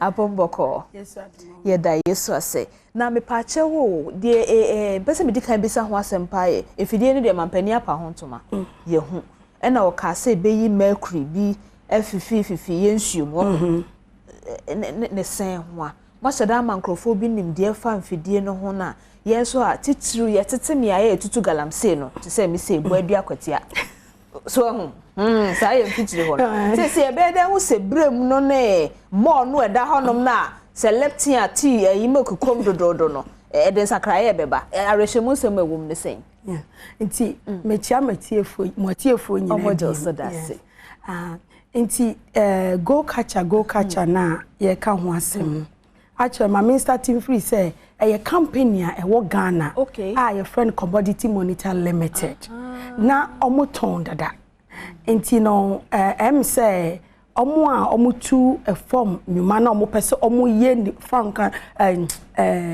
gold na omo pese omo ye ni ye no ebi mu ba betuto bi nti omo betuto no mu yusu no say unse ade bi wa de pattern ne ho nti no omo wo ne nchen no omo hu ye say nimpa ni nya more gold nimpa no ade no mensi okura ogina baby no ye and I say go faster ni bibia nti why not telling my boss or why not telling somebody to get me one nti we di hu nti me say ekoto minister sum kakra say ade we ye pebi na omusa aba Ghana nti no ye pebi nti na mpenfo tu ho na mo ye hia ye minerals commission any ministry no ma ye hia say na small scale miners ni bi ka na mo wo bi wa ha na de ye ewo ho no mo ye community mining nti ye de kokoye ma omuhu se ne tie minerals commission so ya de wanka se bi obi abeka nti ma fa ni sa o ma ye ko every corner of the country baby to gold bia to see say ade na be ye adwuma eya mpase ye say e ma gold bebre eya mpase enyusu ensio kuntumi fancy ensio so eya mpase air pollution anyway nyina nti no it took some time now it has taken some time now nti de na no ye hu se mampani pa hontoma no enye na asem Debi esase na no almost 3-4 years. Yes, 3-4 years ago. Yes. Oh, yes, okay. because no mo be so mo di bibia kekebeba. Obi ehu. We've been in the market for a while. Okay. But na ankra na ekura omo. Na nkomoni kodu aha. Mama te wo se ehia ma baabi nsuo. Na fam godie be na etu ehia ma baabi nsuo. Kire mu kakra. Se wo hwe ayi na omo de bae na polytank hihye ho. Yeah, the water pump beka mami nyeni say. Okay. I say wo wasase. Wakwaje lances so be too good. Minerals Commission ama wasase no. Wahwe se woni ema nyina aye okay. Wanya wonkrata be too good. Wo wie ye no, wo bo enwea no. De omo frɛ no all no. Wo wo ewo ho. But we need processing plant. Okay. The processing no in a yusunsu no. Wo bechi wo gold na free won 30 ana wo bu onimu no in a yusunsu no. But the difference are what Anglo Gold, Newmont, Asanko na obi mu any Ghana small scale mining ni mu no logistics processing because excavator ko mu yusubi no kra enwia no mutumi bo bi gu but difference e wom ni say Anglo Gold wo machine esi baabi na adwuma no na wo ni bi na wakofa carpet bi na odi nsu ogu so na ese bibia ti kwan na wo de horo anwia no no you gold no esan say wo hia nsuo so ti na kwaye wasubonten ho asa akogum na mo gold catcher we no de polytank kura hye ho exactly na baabi aba horo be fa enkonko gu asubonten mo so hye ho yes na nsuo no for instance upgrader no nsuo no by itself and you the pumping count into air ko na eba and to machine na the water pump account water pump BBNT I say yes settle up the self contained yes machine is na self contained do ubenya crusher okay ubenya miller ubenya concentrator the ebechi go no friend go catcher no ubenya wa upgrader because yempese ube use mercury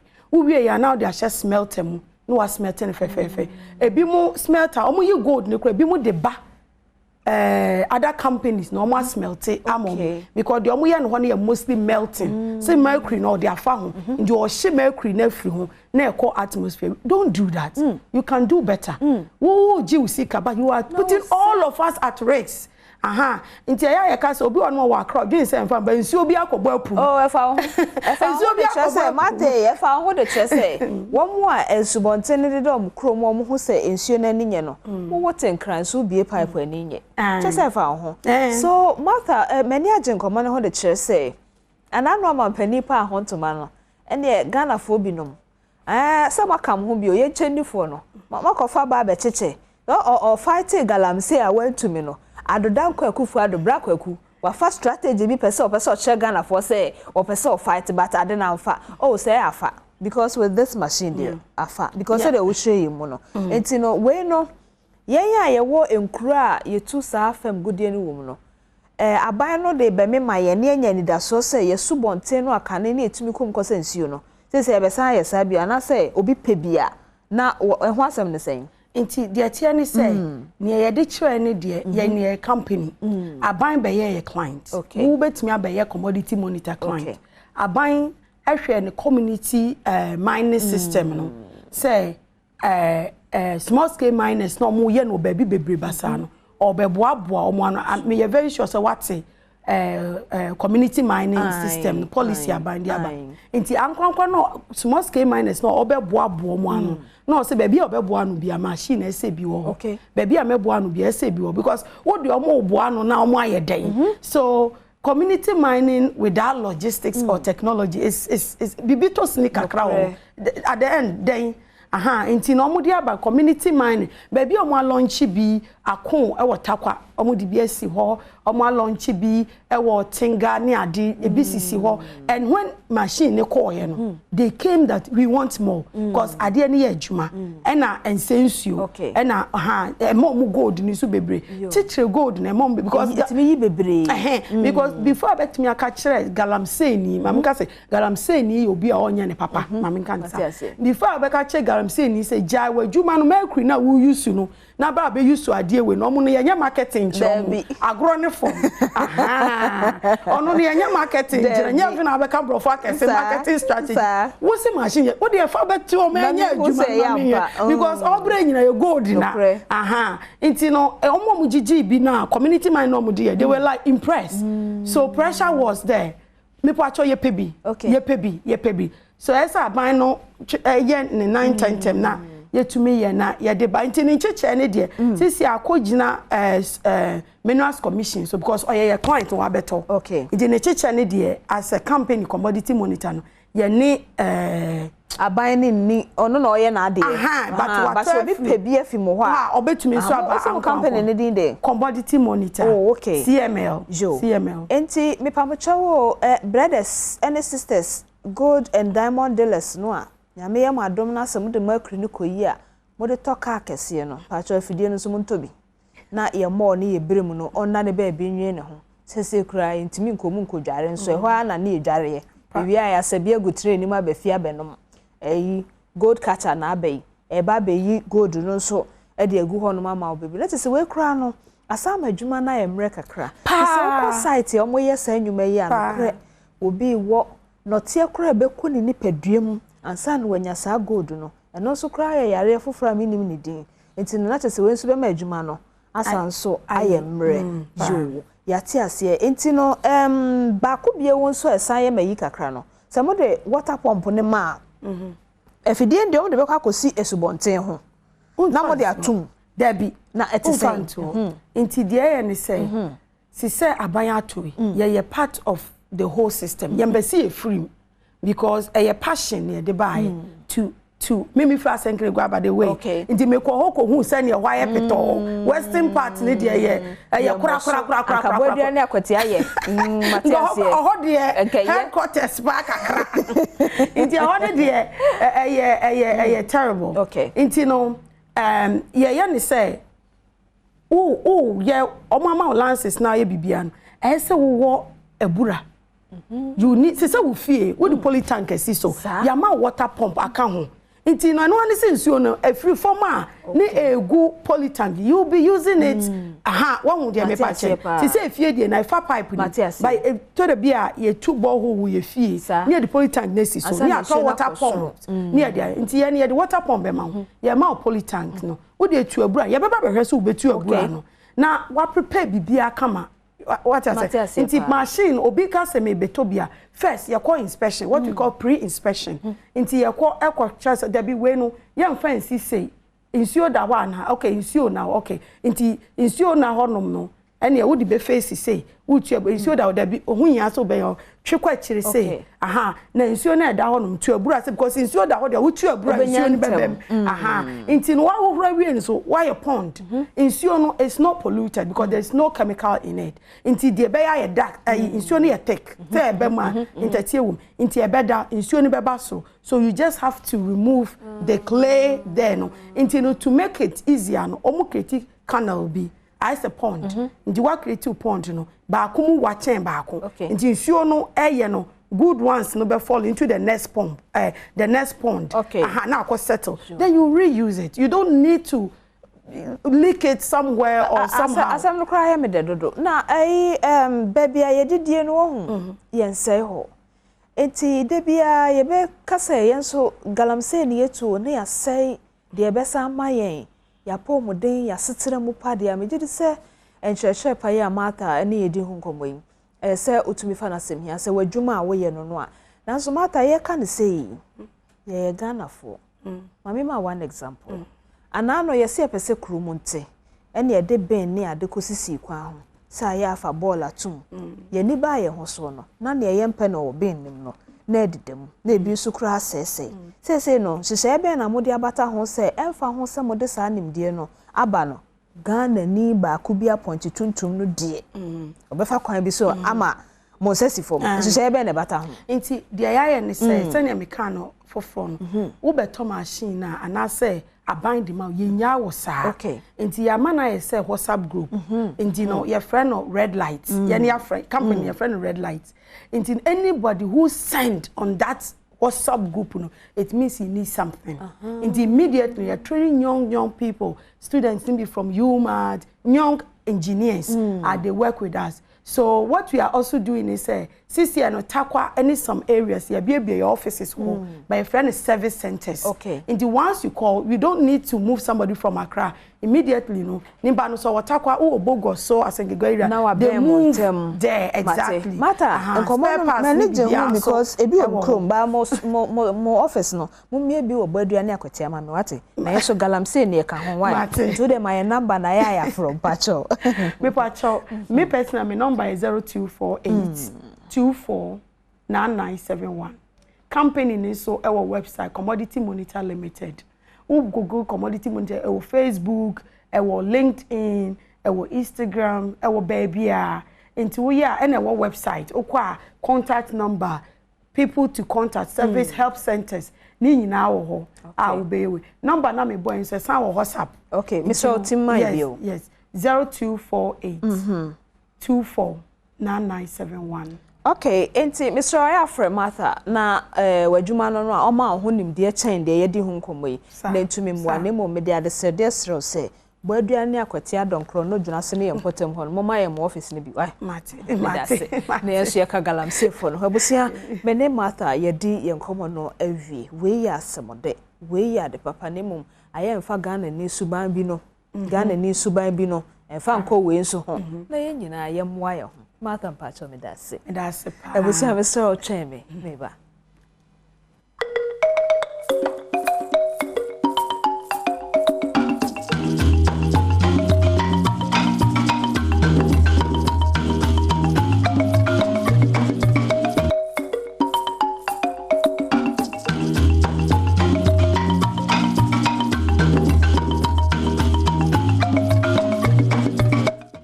Abusia enemetena mo de ma anatowa ba adwase wa fi se na ya wada de nkeso no na woni no edi ahia nso medical casho se ni fodo so nti ohwa ye ni nyina nti ma hwa akire di ama no medi si hanom se nemom de mede so ansa no ma he no kabna sante ene we de ahia no eye fashion 101 ne presla na ma akire o se yiti ya ye de kobo life si ye model no so we ni so ade medi ndi ma be kire diamond me mo ache edase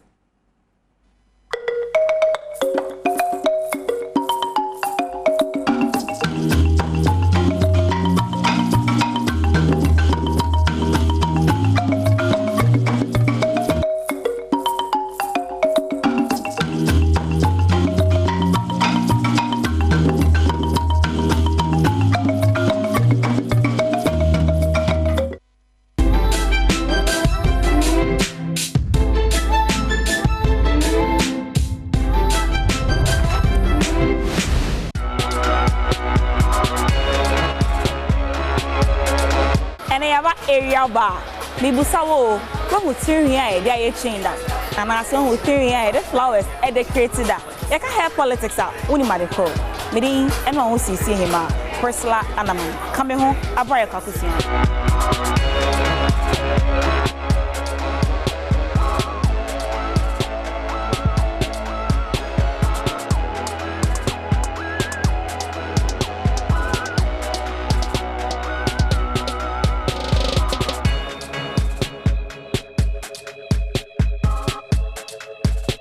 Hello, Crystal. Hi. Good evening. Good evening. I love what I'm saying. Thank you. What actually inspired you to do this kind of hairstyle for the model? Alright, so basically I'm digging deep into my culture and my memory, and today I'm replicating what I would say an inspiration from the Gelede mask. So the Gelede mask originated from Yoruba, and also it's also part of my culture as Benin and where I'm coming from, I'm Hueda. So basically this is what I'm trying to portray here. So she has the perfect face structure for it. So I'm just allowing my spirit to flow right now. I'm freestyling. Yes. So what goes into this one? What goes into getting this hairstyle done? Alright, so it takes us a lot of work. She was actually at my place last night and we tried to do the foundation so that it would be easier for me to mount the whole hairstyle today. So it took me quite a amount of time to braid, like a very lengthy braid. Yeah, because I can see it's really it's really long. Yeah. So what did you use for? I can see that these are all hair. Yes. How do you go about this too? Making a hair. So basically, we as African women, hair means a lot to us, and when we go back to history, there was this time in slavery where, like, when they wanted our forefathers to forget themselves, they actually shaved their head off. That was how important our hair is to us as Africans. So I'm fusing the hair from her head to her neck into her costume, as you can see here. So hair is something very spiritual to me, and as African, I believe hair is also spiritual to us. And one of my goals as a hairstylist, as an Afrofuturistic hairstylist, is to revive my hair heritage as a black girl. So this is purely African. Purely African. This kind of hairstyle that you've done for her. Yeah. At what time can she actually do this hairstyle?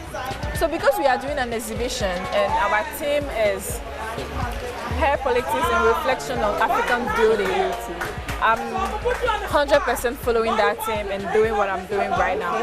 But on a normal basis, I will wear this and be me and feel free outside. Yeah. You're actually understanding what you're saying. Yeah. That means this is not advisable for people to do it and then just be walking around with it.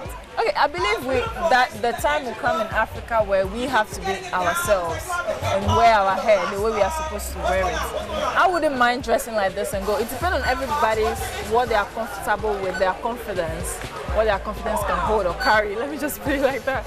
Yes, but I would. You would? I would. You would choose this on a daily basis? On a daily basis, I would. You know, in school, I used to wear my hair a certain way. The lecturers were like, Christelle, today, what's happening with your hair? I'm like, yeah, just deal with it.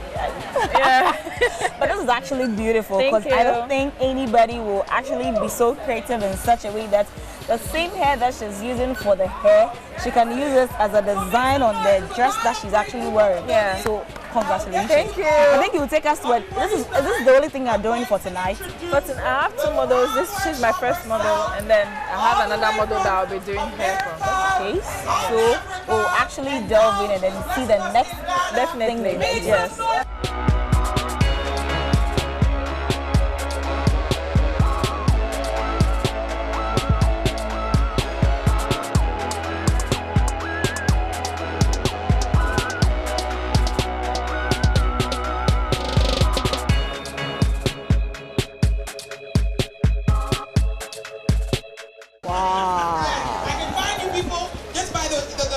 Turn around. So he's gonna James Barber is gonna make he's gonna make his model walk around, check out the hair, and this is hair politics.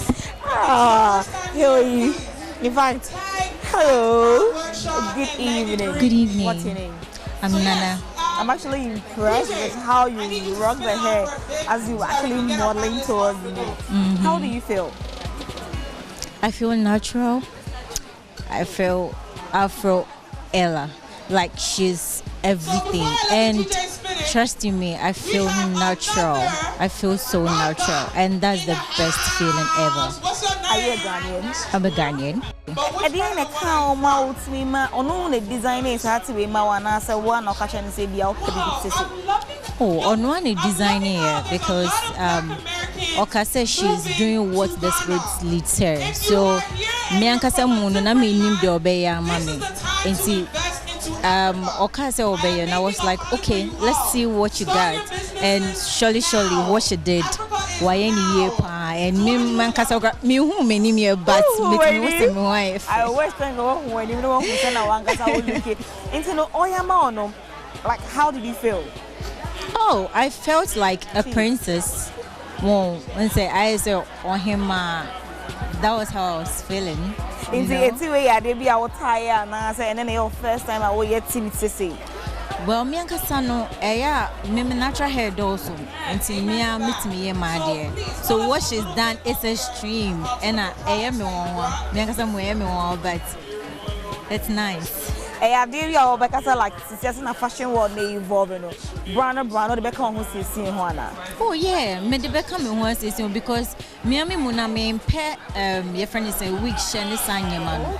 Until we say crampone aboa me. I wish I can even dress like this every day. Oh, because me sure me how attire na I shall see no. Na say it's you. Yeah. But it's just me who say e wi ni bia no there's son and son so. I was really surprised. Me and Kasamuna me name says son obey no. So I was surprised, and it's amazing. It's really amazing. A woman's fashionable. A woman's person make a fashion statement. I think someone just to my ears start to not to media. Oh, submit to me the other one. Let me that, yeah. Let me that as a queen as I am, I can sleep. As a queen, because we show star Lydia, we are queen and pa. Obey me, I'm 360 biome. I bet me Nancy and one mother who wedding can know sign somebody who would see in the fairness and yes, if you look you also. Mate. Okay.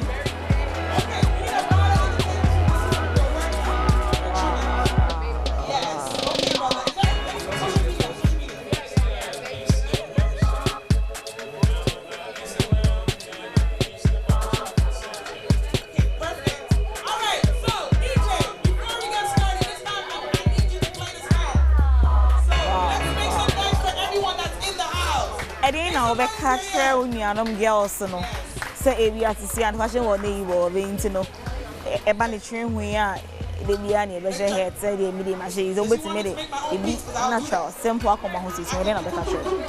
Well, the only thing I catch on say they should be happy with what they have. Say utinyo ni mfukra mpo na say you are confident e mo bi hu an ho ofe. So you shouldn't be distant when you see people wearing wig and all that. Nah. So while watching you channel down cut now looking good it may encourage you almost say they should really appreciate what they have. As I say your model back or having say we should need na colors no.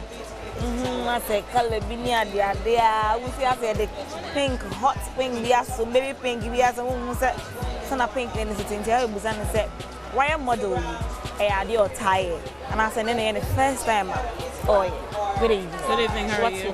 I'm Sia. It's the first time having this kind of look on. It's dramatic today, but like I like ponytails, but it's a bit dramatic today, but I like the dramatic look and I like the colorful hair, the makeup and everything, so yeah. Okay, would you love to wear this kind of ponytail often? Oh yeah, definitely. What actually inspired you to go in for this ponytail? I didn't pick the look. She chose what she wanted to do my hair, but yeah, but I normally like doing ponytails, so it wasn't any different. But it's just that it's a bit dramatic, and I like the different, for a difference. And I think after here, I'm not going to take this thing. Oh no, I'm going out with this hair. I'm be outside. Yeah, but I'm gonna. Can you keep this hair for like a week? Yeah, I can definitely keep it for a week. And style like in different ways and stuff, yeah. So you can actually change the style. You can change the style. I mean, like I feel like if I can wrap it up, put it back, like can you try wrapping it? Let me see how it actually. I don't know. Wait. So the mics in my hand. Let me help you the mic, okay? Maybe like if it's heavy right there, like I should do something else. Wow. I mean, okay, so I don't have everything I need, but put it up and. Yeah, I use a bit different from the first one that she actually did for you. So I think if you're done with the modeling thing today, then maybe tomorrow next year for a program. I would just take the pink out of it. Okay. And then maybe the hair scrunchies. Then you actually spread it. Spread it out, like open it like this. So can you stand up and give me a 360 of how you feel? My God. Let me actually. Okay. All right. Can y'all see?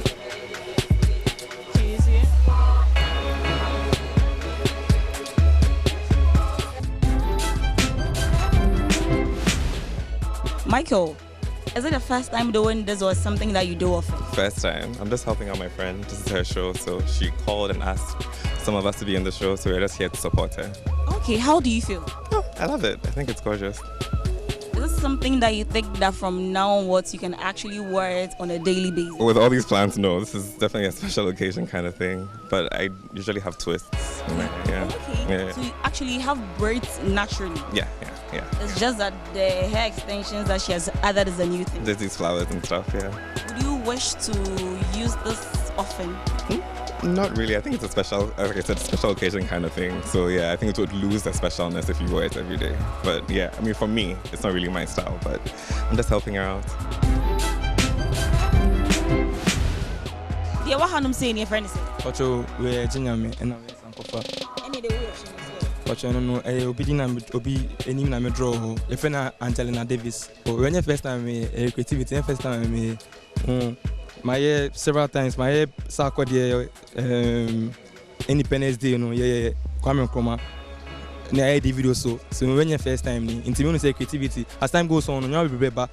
Yeah, man Ghana film say it's not all about other stuffs but in beautician so you be to say I am like in who say Ghana for so ABB. Into no ti we are say why no for exhibition in Nenumere apart from and then on a normal day we bet media nanti. Sure. We say TV other sides be or anyhow until was say train take time. I was saying train other side soon full. Now me me all around, and I say me train other side ne full. Let me want say me tina fully like covered the other side in now. Intimate me that answer could be and person nanti bia. I draw the money back on internet. I when I to send everyone say answer yes you don't. But I say until when the time be a better take care of time bia. I better try man say full.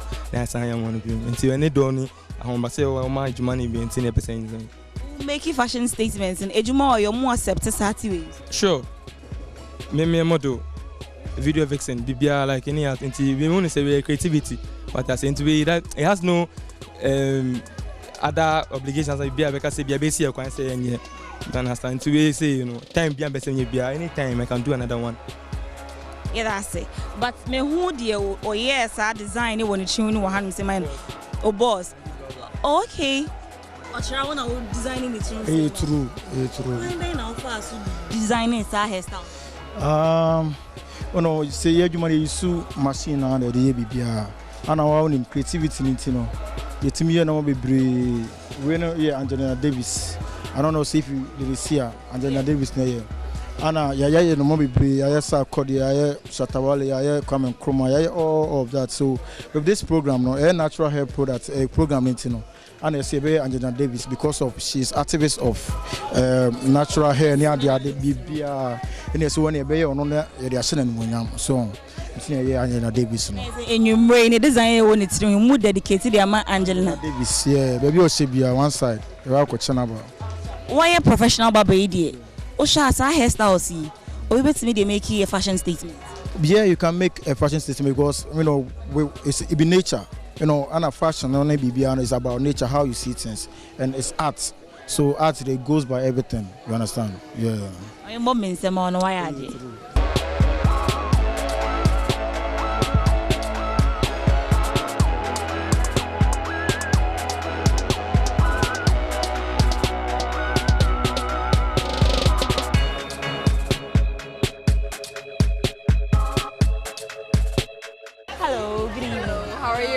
What's your name? Raynell. Raynell. Yes. How do you see the hair exhibition? I think this is a great exhibition.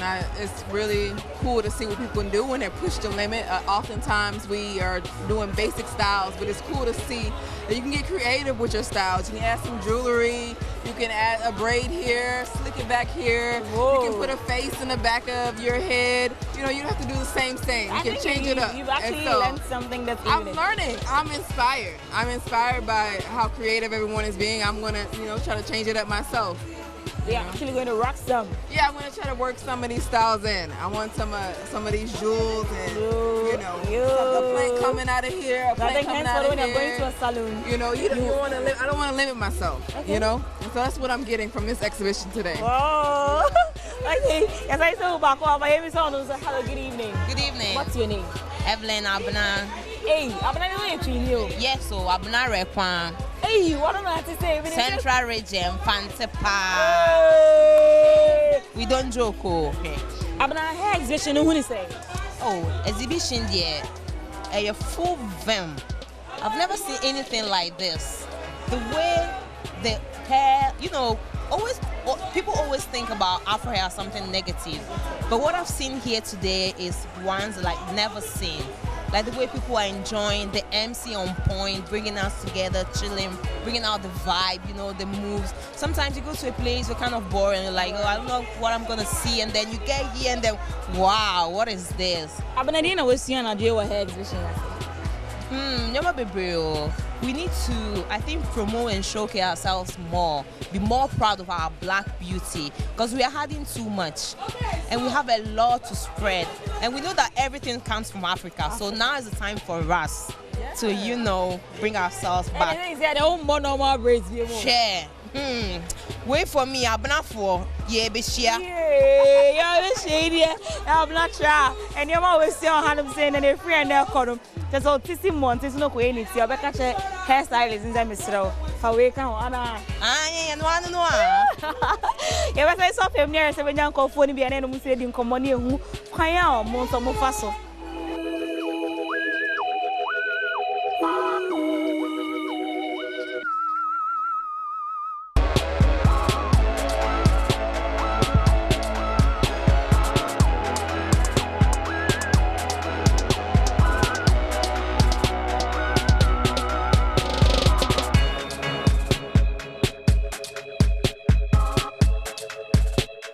What are some of the things that you've actually learned this evening from the hair exhibition? Things I've learned. What I learned is that many different styles in hair. You know what I'm saying? I thought it was just like natural and dreads, but actually coming here, I saw a few guys and doing the barbering, but a different way. But me personally, I thought barbering was just like fading, bald and stuff like that. But it was actually beautiful. And what I'm learning is like different how they input African culture into hair. Because, you know, hair is a big thing about Africa, you know what I'm saying? And like when they input that into hair as well, it was like beautiful. Yeah, it's very, very beautiful. Have you actually seen the guy that has this kind of flowers in his hair? No, I haven't seen that yet. I haven't seen that. But the one I saw is the one with the lady in his hair, like that got the sculpture in his hair. I saw that one. So if they actually do other hair extensions to your hair tonight, will you actually feel good with it? Hair extensions, no. I wouldn't do hair extension, no. Because I have long hair myself, but it's just pure dreads, natural. So what if we actually add some flowers to decorate it for you? The flowers, like, I was talking about like plants now. Yes. Oh, for sure. I would definitely take plants, yes. Okay, so we'll actually try and add something to it for you. Oh, yeah, for sure. I will definitely do that. Okay. Yeah, that would be perfect because it's all natural, you know what I'm saying? So, natural with nature into my natural hair, perfect. 100% perfect. Nice talking to you. Nice talking to you too. Thank you. You're welcome. Messia did I'm sure so this year the end of fashion 101 Jimmy so. I had a Burma quine idea and come to chin. ABC the neighbors and if a quine I am man is team in an African way and found that they be our best you could be. Sometimes I was also to see when I was looking natural to say African neighbor and cast a name mum dear me shows who that and I say the flowers. And the one who blew her, seen the bees near dear, I can't see it until one. I was also to me become see one who sees me. Edim and can Casso make it a fashion statement, sir, and also look. Maybe anyone sees him, Priscilla Anaman, yeah, that's it.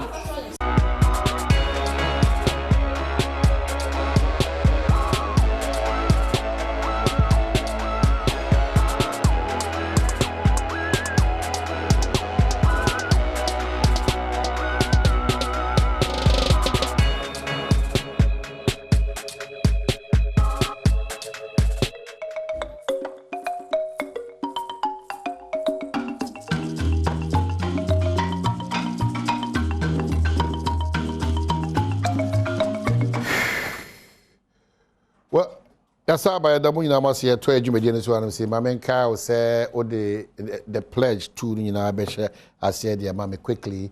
The I have a pledge, be a proud Ahafonian, it is the idea in Munyam share, ne can cornea ne croye, ebebana nanamuntem, crew man in tem, and a fair a man yourself phone in temno. And on that, Misha Bosse may ye bribia da as Ahafonian. Under the able leadership of George Boache, our regional minister, a potential President Eric Opoku, a Wisdom Port Collins Dowda, and a Almighty Frida Prempe, Dr. Benjamin, Honorable Bano, and Honorable Bobie, Deputy Minister Sports of Fire Bruni. Good morning. And Yenya Bema Alex Badwam of Alex Badwam Group of Companies CEO, and Jarvis Pepra, ya chairman Infum. Uni Mufum, or ya have they make a brewery infum. otete net no ya afuni unim na make catch unso ntie. So help us God. I feel who biribi ano aka bibi. It's very important. Who biribi aka bibi. Na bibi na abeka no ade bi a report de ne Ghana hyehyɛ ebo ebra no. Eno na hu asese utimi eka. On the dark side of life, Minya Solomon Sasu Man FM adia towani inti asese ibeja onyame adom echina. Inti quickly, Solomon Sasu or Man FM, the late Major Alex Enim, Yakopene Krabia Nyami Admefiada with 10th of June 2022, St. Catherine's Catholic Church, Bema Camp. A free and opano nsiam pe mukopim no kono. Na asaye ufu somuno biahwa a free 9 a.m. airco. St. Catherine's Catholic Church. Hona yebeye eufusum ama the late Major Alex Enim. You don't see. Over back to the brighter side of life. One country Olive or kindly okay. Olive. Auntie Olive, Sister Olive, Mama Olive, ONC. It's a happy birthday, Anna and confirmer. Olive, uni baby a ishia dada.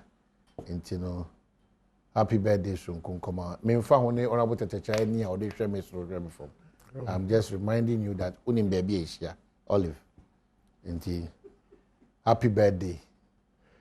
The other year, I know that we could see, and I had a BBN, the other what you can get me. Oh, show on Tias, and I could see Okumi talk, and Okumi complete or it's really when you had a woman quite a while. I mean, I could do it because they only happy birthday soon come on. What about Quava? Oh, my, Jozo. No baby. Yeah. Any Auntie Christie. Yes. Former nurse ewo hono ani Ghana fo nyina no pe ya mo hwe program yi mine na dia na eko Green Ghana so you say anamoto rechina highways no Adani forest no highways for no mo hwe sa dia ni mai SMC contractors no mine baby how it's terrible I was a minister for roads and highways. Amakwata. I was a muchino na mu interview no na mu bisa no. Adikronti a. Baby labor juma ado. Baby Mr. And I share a highways now. Obeka say forest, mini forest. I'm pedestrians, you know. I'm telling you, baby I very serious. My frustrated. And I'm paying for a didi peche. Omu didi peche sa. Ejuma was omu ye no munye. Kwanchen. Clearing of gatamu. Dabi. Osa ban paying for ye omu didi peche. Peche, what goes into peche? Obibeka songo. Sigedie basa. Oh, I want to say, but Messi on a more serious matter. Serious. A kurum efudodo. You got an imswasi. We have in charge there. We have these contractors from SMC contractors. Or money this edge man. For bebe busumi me say ya sre ministry no. Ya sre at least we should know something. So what I say. Now see there offer even from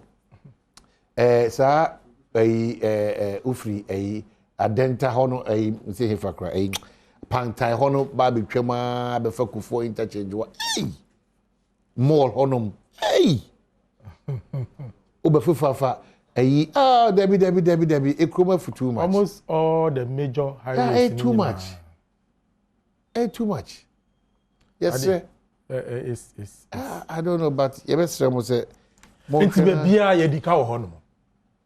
Aban bebia wo dika. Sa na ya. Omo dok pan ho kura wo di omuka. I don't know but sa na ya koyo. Oh Debbie. Sa na koyo. Debbie. Sana nyama si ko ne die. I think say Abano running out of ideas. Abaya also. Oh, Omahini, they've run out of ideas. So say no, I just say Ubrofuna Oka, no things fall apart. The center is no more holding. In fin, no. Ajiegu. Power no, Ajiegu. Wey Enyumbi, Eradi Beji Stiano. Baby, I agree there. Sanyankupon be moi. Enye. Oh, Ajinsem, sir. Oh, Ajinsem. And a songo, asem no sikedie basa, no nkwa na ekoso. Oh, say omun timi ndokwa ma no sikedie basa je say. Ah, na ye sika gina bia ye papa. Anka we mu nyina ebesi. Yeah. And actually baby inflation da. Tension inflation. 27. Omahini.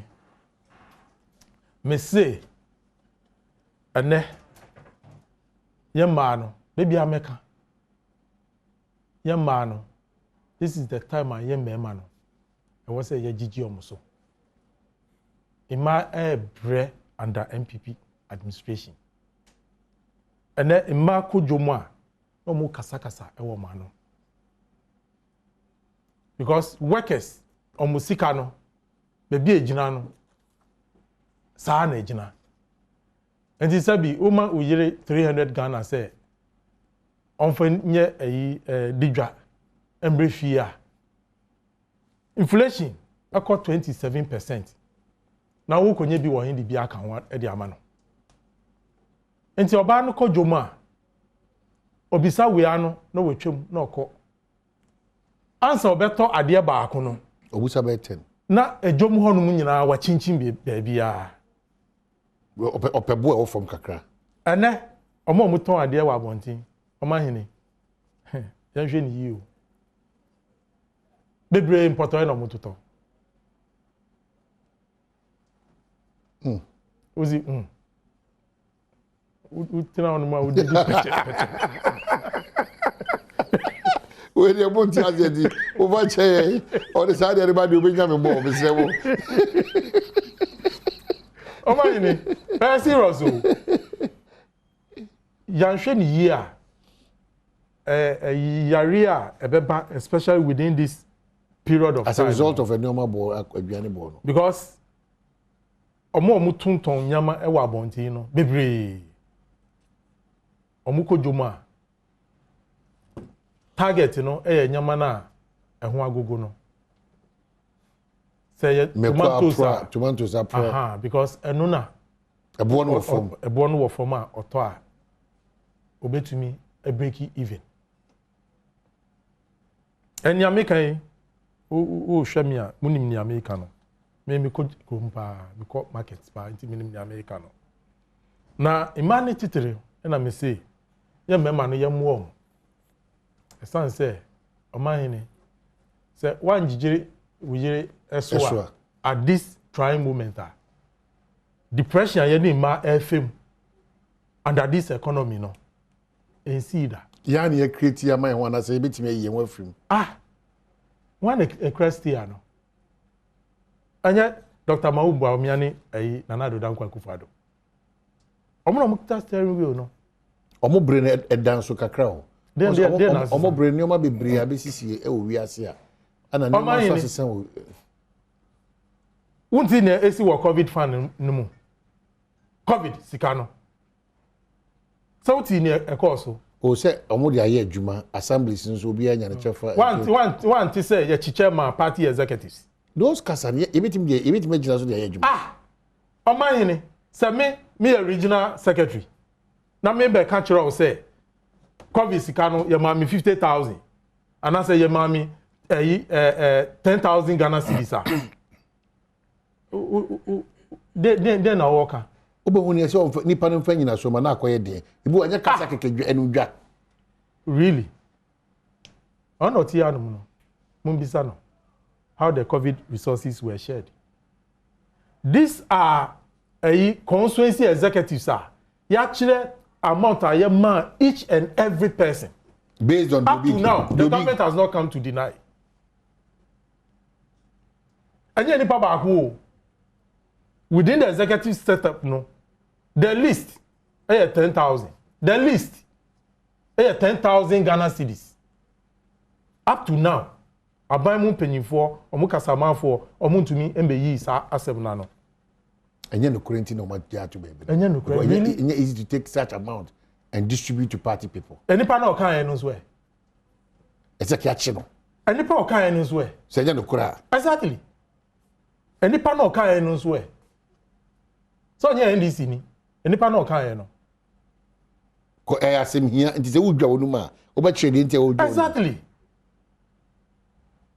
But omahini inflation semne there mati say public sector workers no so be suffer cola very necessary because we share gallon of fuel just at the beginning of this year petrol near around 36 Ghana cedis per gallon and then over 45 Ghana cedis per gallon. Diesel around 46 point something, and then diesel yeah about 55 Ghana cedis per gallon. Where ana akọ food inflation aye hu sisi ano. Go the carpet na kan bibia. Kan bibia. Ano nti no oman hini baby a yedu sese ne de I was say, Yenina, near Yanni say, Obeba can't say, who tighten will belt him. No, dear. What palm oversized, or Lucy Empo. Atadiano. What pumped is over shame, say 20 years to come. Because if the size, I will be due at that time. And yes, sir, and a boo of mine. O mine, I want you there, bar. Penyimfo na ejina enim no e wo se omuma omumu di ejire no ehun se ni omu femu no yesu fembi omu femu bi na samafo hu kire omu na mo de peche saa na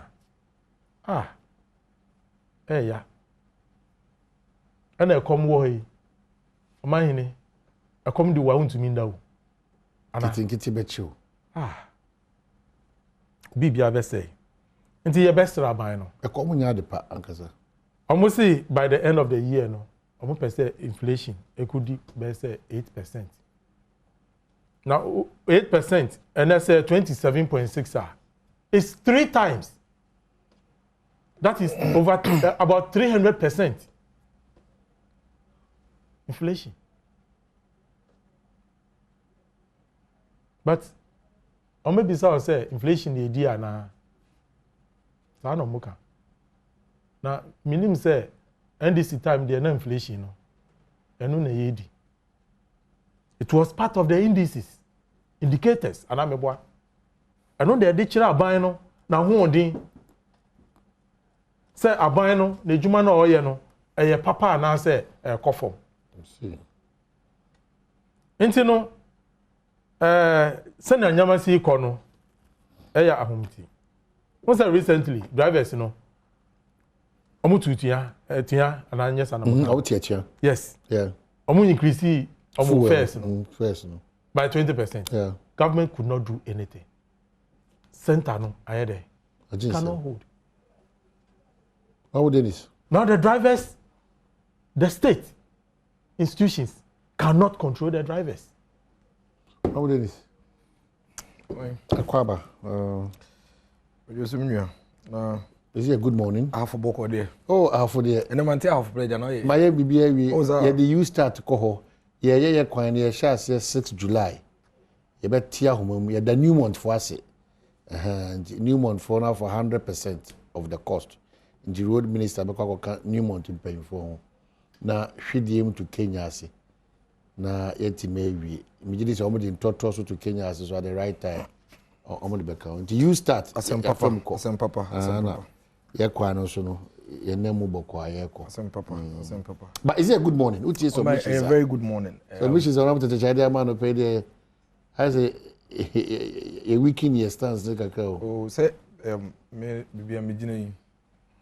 expect to be before me gidi say bia ugina no ne dia all ka no ene bibia ono so ugina na me gidi say Ghana for bebre na so a 8 year here no so nim say and this for the bibia situation omo sisi a no say wuti omo a odi aso 8 year no na odi we no so se de omo ka na he to sanity a because me hu die ntia ye nyina ye wo wiase mu nyina o wiase amanse nyina ya begina faako egia tum se ye wo extraordinary times ye hu bida en share bida as humanity enti amayaman nyina ne aman penimfo nyina ehwe kwan befa so a sate bia na ye wo mu ne be ye hu afrim ye nyina kra etete se the last time ye hu in such a situation was almost about 120 years ago with the pandemic. Yeah, you see a free pandemic mu a. Na war come here to say third world war. Amba wo Ghana and Nigeria. Amba wo Togo and Benin. Aba wo Russia and Ukraine. No man. Ode ba ko say dey tia se ne se. Emre bia yebenya ewiase ntokwase no. Bibia efri ba no. Echire baby ewiase beko. Na say Africa dey bia on tokwa mbo. And can ewiase baby ya. Ye ko Mali, ye ko Chad, ye ko Sudan. What say yakase ye ko ntokwa Sudan nti fuel prices control. But okay Libya. Ejato ho. Okay say Libya ntokwa ba e affect the world. And the world oil prices. And yen kan okre. Ye gitum. Ye ya penso in a situation. No doubt about that. But yen kan okre. Na wo pese wo ye politics so na so wo pese wo ka say oh mo ba no na enye na mo keka asanse mu na mo de aba enti yeso ye de be ebekete no problem ne mo question na me bisa won say anano na matare no to ate no edi enti na atare no to ate na material ni bi wo am de be tato na manfanta na ne eto ate a material ni bi wo am de be tato a manfanta na the situation and the conditions must always be compared. Yeah, compare inflation figures no. Wo ka say na no ye bo mo de. Yen ko bisa say embra na mo de no net san wo wiase afa na nyina. Ko wiase afa na nyina de chechero man. Bo. Tama ne ye ka fuel prices wo Ghana ha no. Ne ye ka che Ghana fo nyina say ye ton $36. Nti ada na ne bo aye den wo Ghana. That is exactly what our argument was. Ne ye ka che wiase afa na nyina say enuane ebu I na Ghana de ne boy den. That was the basis of argument. On my head, Ghana had 2016 MPP for our baymu. Now inflation was 17.5%. And 17.5%. That is a fact. 2016. Okay. You buy no. 2017 had about 12.3. 2018 had about 7.1. 2019 had about 7.14. 2018 the was 7.81. And at 2019 the was 7.14. You reducing from 17% to 7%. 2019 nyame eboa yen eme ye ko yenim inflation o kan ho se me no reduce no in fact ono inflation o kan no ono be fa inflation if 10.73 and o de ba 17.45 tam ono fi aban mu no yen ye beji o mine free ni nsem no another 17.5 you reducing about 7.14 2020 this a won kan no correct this a won pese obeji no kre no atum na de adwuma yesa wo de wo se tumi ntia na wo pese wo de akwan bia wo befa so bia wo benya to do be ye no 2020 ine benya covid as at the time I ended 2020 kwa na ekwa covid kwa no and inflation nam just about 9.89 and a movie to slightly close to 10%. Now the ami ye nyina de am pese me share ne say 2016 na inflation was 17.45 na ye complain na we are see maya kese the rest of the world enam 1.55 we on average US omo na yede omo obia as part of better so omo no 2016 no na US inflation 1.26% sambe no na mo de yede nam 17.5 ene yen yede no it was 27.5%. America for the 4.7%. We are still for na average no e move from 1.43% to 3.42%. Na mo de na mai 27%. So the question is, Embra na what 27%?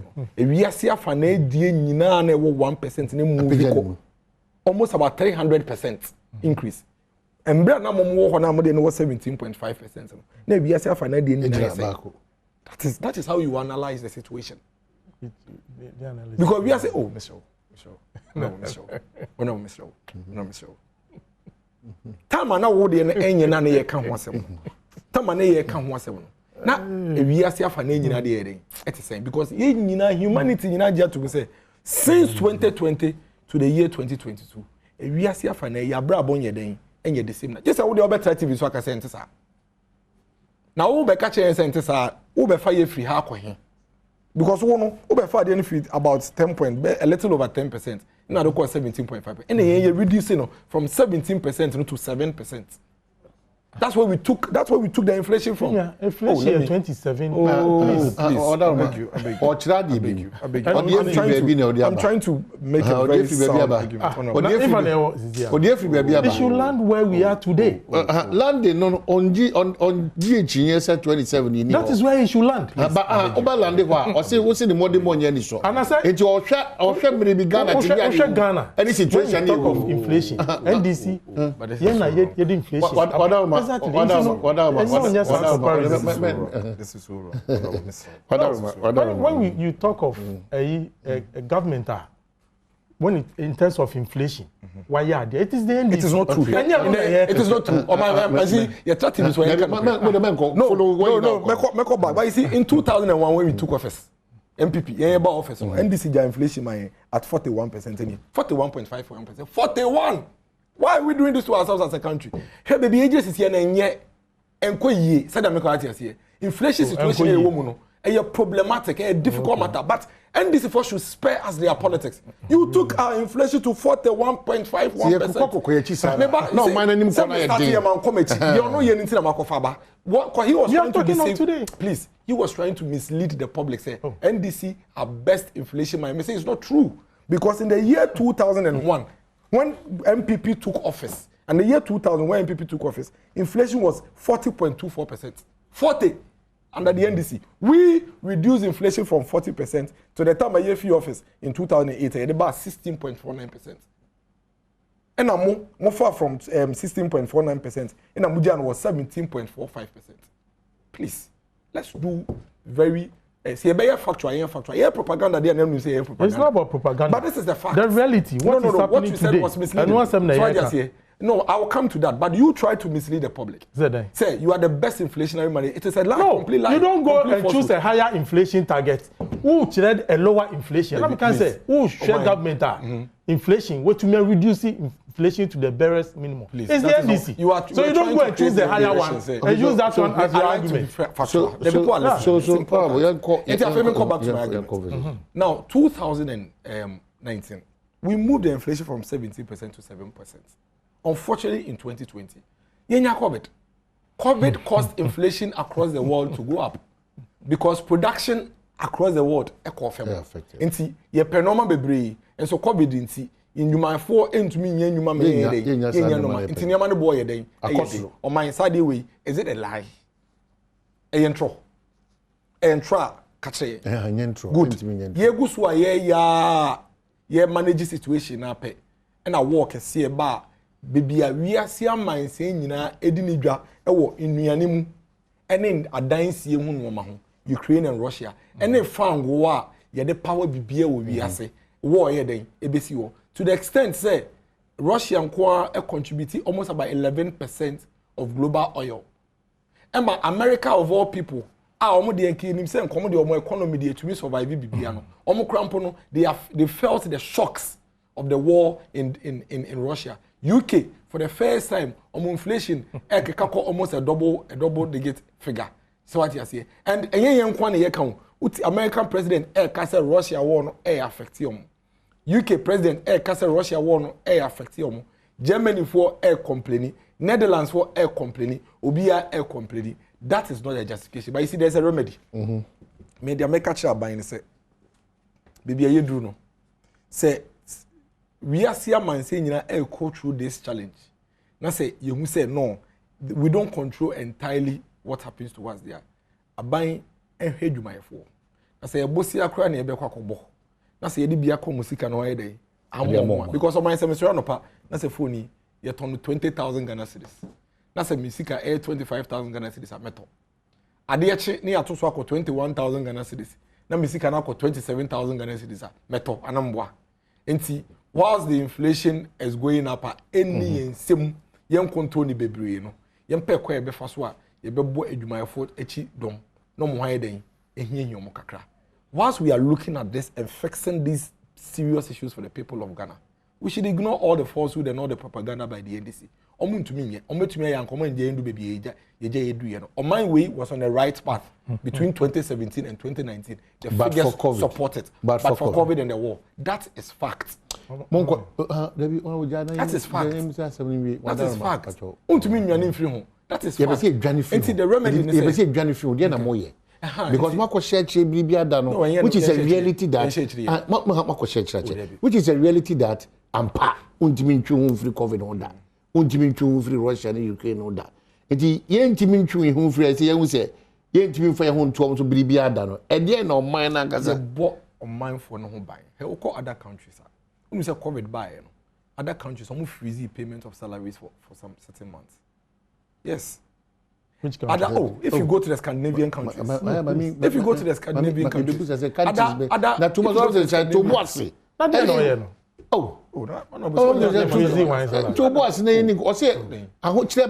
If you go to other countries, almost cut workforce by 50 to 60%. Industries they lay off workers because factory, you know, say even Ghana could be see. They laid off workers. Maybe I might say, Community 20 area hono lashi beside you know there are industries they laid off workers because on yeduma into be lay off workers into onto yomoka okay said there were factories in Tema nipa 200 300 covered chiomo into almost shut down factory you know. So these are realities that affect a lot of countries but Ghana what say bosomi bia so you say Ghana for aban nyuma for you into yomoka da what say bosomi bia so you say aban say yesi kasem enye enti ye pamo enyuman foda ote se embre bia so a yedum ye kanea because aban say ye ni sika ye de beto fango egu generators mo power na da to the extent that even in this country close to about 600,000 thereabout small scale industries were supported. SMEs were supported through the COVID relief fund so they be omunyuma be de be komunim even in sovereign crampo ebi munya asa support no. Private school teachers, ebi munya asa support no. Market women, ebi munya asa support no. To ensure say in the midst of the challenges, they will be able to stay afloat and survive. That is what the state is doing to protect the people. Okay. Health insurance, I mean, okay, anano pay. Me cousin be frame. No say no home find offer na me say o me minimum o me phone so me also me health insurance. Then nka do we are no apeka kai den asane am. To the health insurance card no hospital. Eye adwuma. Other countries don't have it like this. Other countries are struggling. Okay. Other countries are unable to do the sort of things that we do. Me no can say which of our social safety nets and what is our buyer can say oh awon chaba ye dwane akwa she COVID echi ye de enimu tete COVID echi nti ye twa sa anya manim. Okay. Some time ago in 2015-2016 when this country went into distress, economic distress no.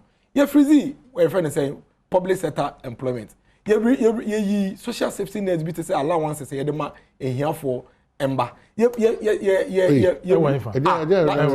teachers and nurses training allowance and why oh but here for na teacher and nurses training allowance can imagine here for man na here for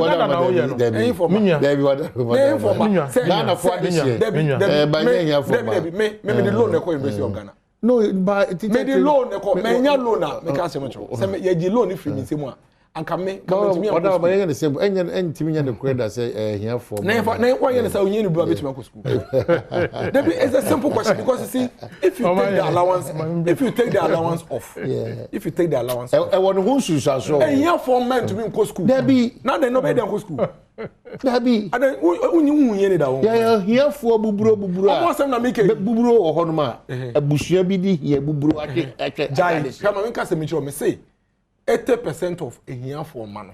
Say student loans, any nurses and teachers allowances are owned to me in school. Say be honorable and what no. And on the only side he I won't change more. I am telling you today that the poor in this country, so on my loan, any allowances are going to be irrespective of the COVID that will say Yedi enim akwahyeche. We are still providing all this. All the jai. Oh my nyam. The bia no can say. Na baby a wona me bi. And there's someone from home. Oh my COVID. The bia meka. Even Ghana, we share your total number of deaths over the period.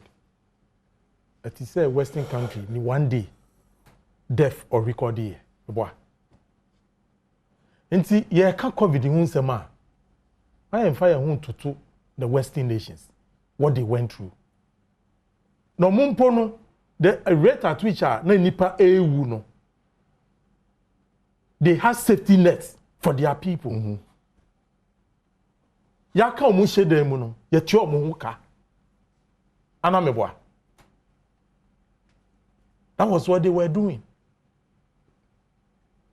Ubehuna US president wako treasury no mu wako yiska wa abechiche e di amom. Ghana no ye problem a ye nya ya ene ye du baby edu ne se aban akan ye ahyedan mu no na ban penyifo ebo oman ne kro no. And you all know. Baby. Me san repeat it. Me say at the time aban akan ye nyina ahyedan mu no. No boy ye kro no. And that is what has led to all this all the things we are facing today. Mami ka kro no nsem. Yeah. Okay, edona yede wo vaccine no. So uti ne eba. The health minister Kokan. Exactly. It took the minority. Tama yedi assembly PSA. No, abani boy ekro no. No be njindi. Amewa. People did not believe it. But at the end of the day no. Ni nyina beto odwa say, yes. Nanka kro no eno aban no boy. Ena me no ti hanum yi. Parliament ya kasa mumma en kwan keke na enhwe sania covid sika no aban UC sika no up to ene ya nya boss wa no ma blocki udi fa hanuma no ma blocki udi fa hanuma o ma blocki o man ni aban a ogidie e wo transparency any accountability mu o pesa aban ye accountable a eye boni David saban fe bibi nsie o man for na o pese wo hwe bibi o pese wo hwe ade a esi ye na e wo sa ban si hu kwan o so nim kwan ade sa ansem ne fa so na wo hwe da kono na baby basa etete fa ni na hwe right the o you know the role of parliament. Yeah, one of our biggest role as parliament is to what? Investigate. Some say it's one of our rules. And nothing na money here call parliament. It is aban ye nhihye bi na sikedie be mu a. Eye parliament asede ye say o mbehwe saade animu ehunu kra ewom. Up to now they can no ma blocky. And nyame just in the MPP omo your friend saying about regional elections. And sa asemi ebepie. But me kran sana beto aso Dennis miracle. Sa asa moji tuma na because kasa bi na mo party for because I num dwa say e check. No num dwa jai sa word no. Enya num dwa. Obama respond. And I will be Obama na respond. That word na udi kan no. Am say aso mo dwa mo num say mama. Because e be won say before my sika. Yes. Yeah, because a complete falsehood. A complete lie. When you say COVID funds, it was distributed through the NBSSI. The NBSSI. And now NBSSI disbursements no more. And I can tell you, say even MPP. I can tell you, say even MPP4. No, person meeting you. I say we all can't actually. You are not one thing. One sanka. Oh, but the TNS say the disbursement of COVID fund was done through NBSSI. It wasn't done, say, tabletop. It is a process. There was a process. Even, let me tell you, a lot of MPP people, when we go for party meetings, complain, say, Omo enya fund dividend this phone enya. You can be someone say, na de nipa no nya na or planning a party. The party friend saying, or trying to party card. Now, why are you saying, say, and this phone nya? It tells you that this whole issue of now. Yeah, it doesn't even make sense. Now, does it make sense to you? through that process. No, the number of people who apply, the people are watching. They are hearing what the number of people who apply. Omu buso say we enim so NDC. So I just say ono no party now who accuse you no ono cry complaining. But that tells you say there was a very fair, open and transparent process, which was even electronic. It wasn't done. Now then, when we say a bicycle at that table, so each other. Because confidence. Now then, this is what the problem is that conform Makasa says, and then what is the party doing? Conform Makasa for. Hey, but what's what for coverage? What's why they? What's why they? What's why they? Look. What's why? It's a complete. Those are just complete. Where your friend is saying. And I'm muting. Yesterday, now when you now trumpet, what do you yesterday? Oh. No. My brother. On my yesterday. Okay, it is here. Near Tihei. Na Makase Nanado. Sika Kaso on Fanco share or minus CC. Me bushing for or the far brassy and to Ababa. Yet, yes, once it's on a book. I say, Tamana appear for a good day. Na I'm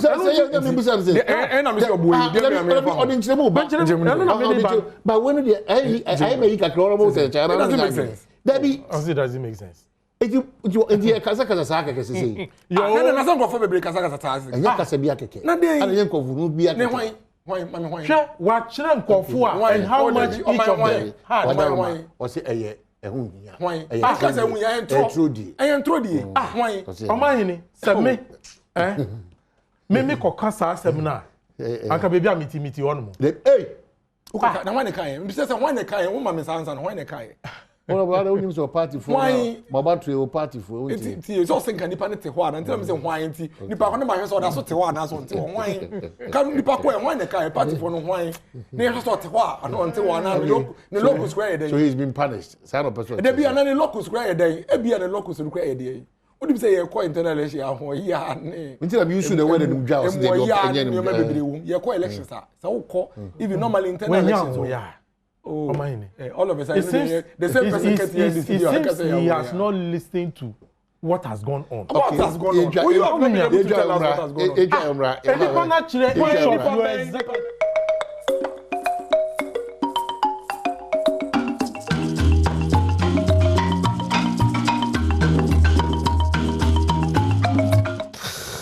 Eresi Presla Vodafone Anaman Ose birthday Sunkunkoma KB Asempa.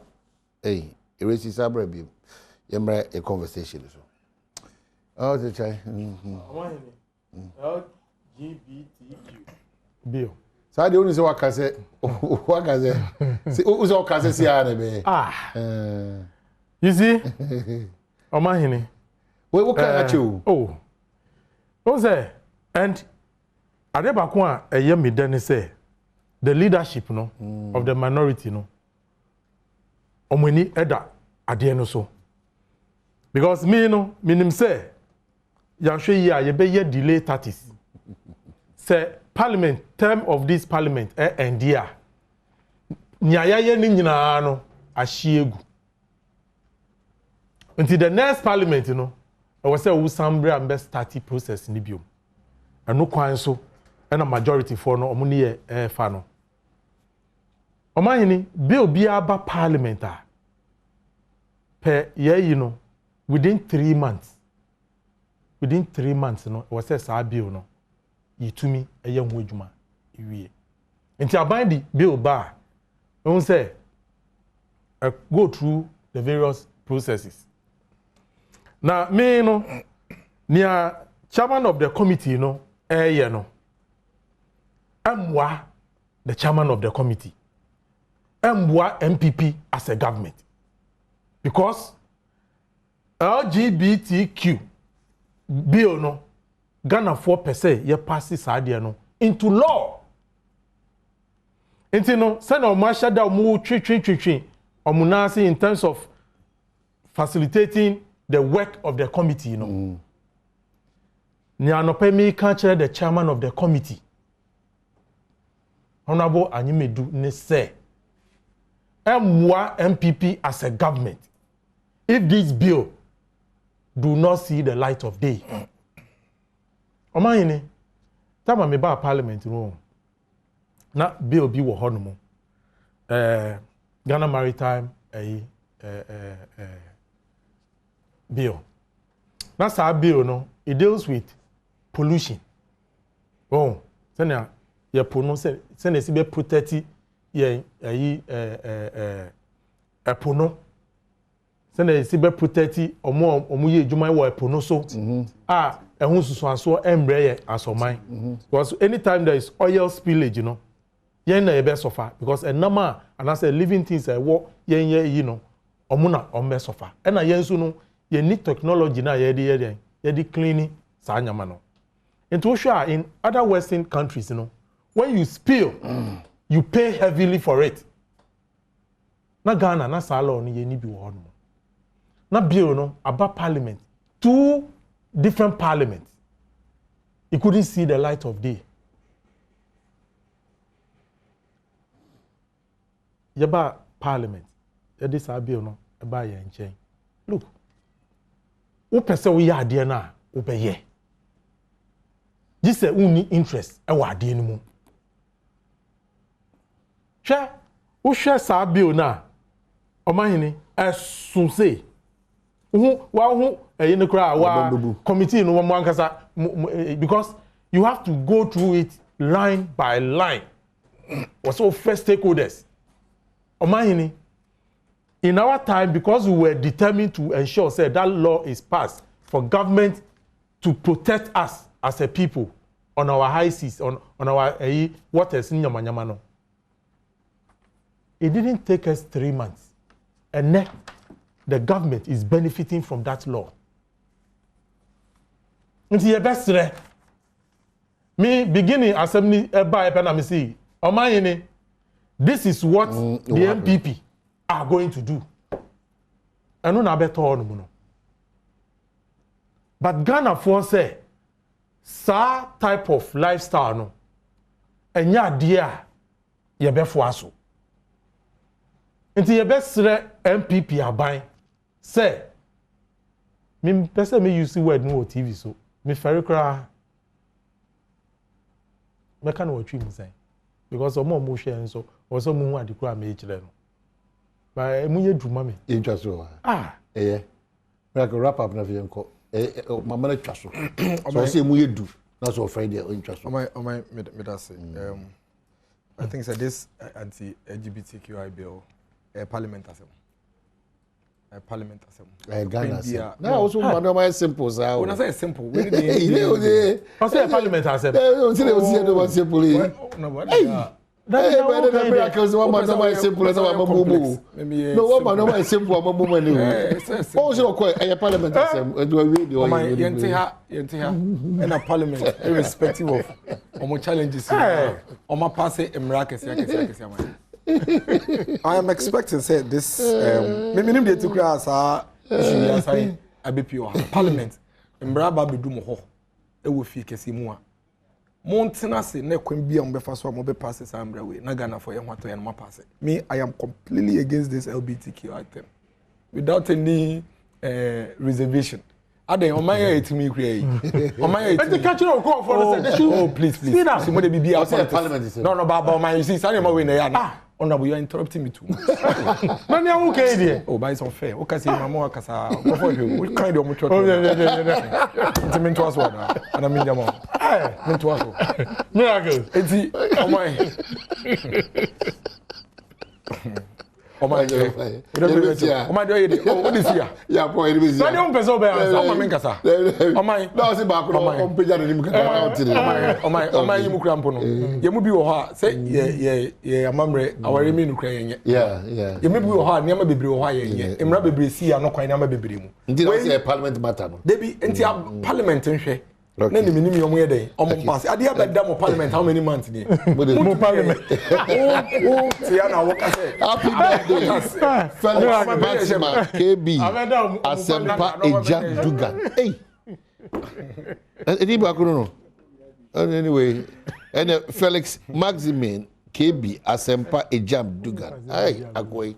Happy birthday. And they would need them court certificate be as well. Ojami that baby share. Bye bye. That's something. What's in your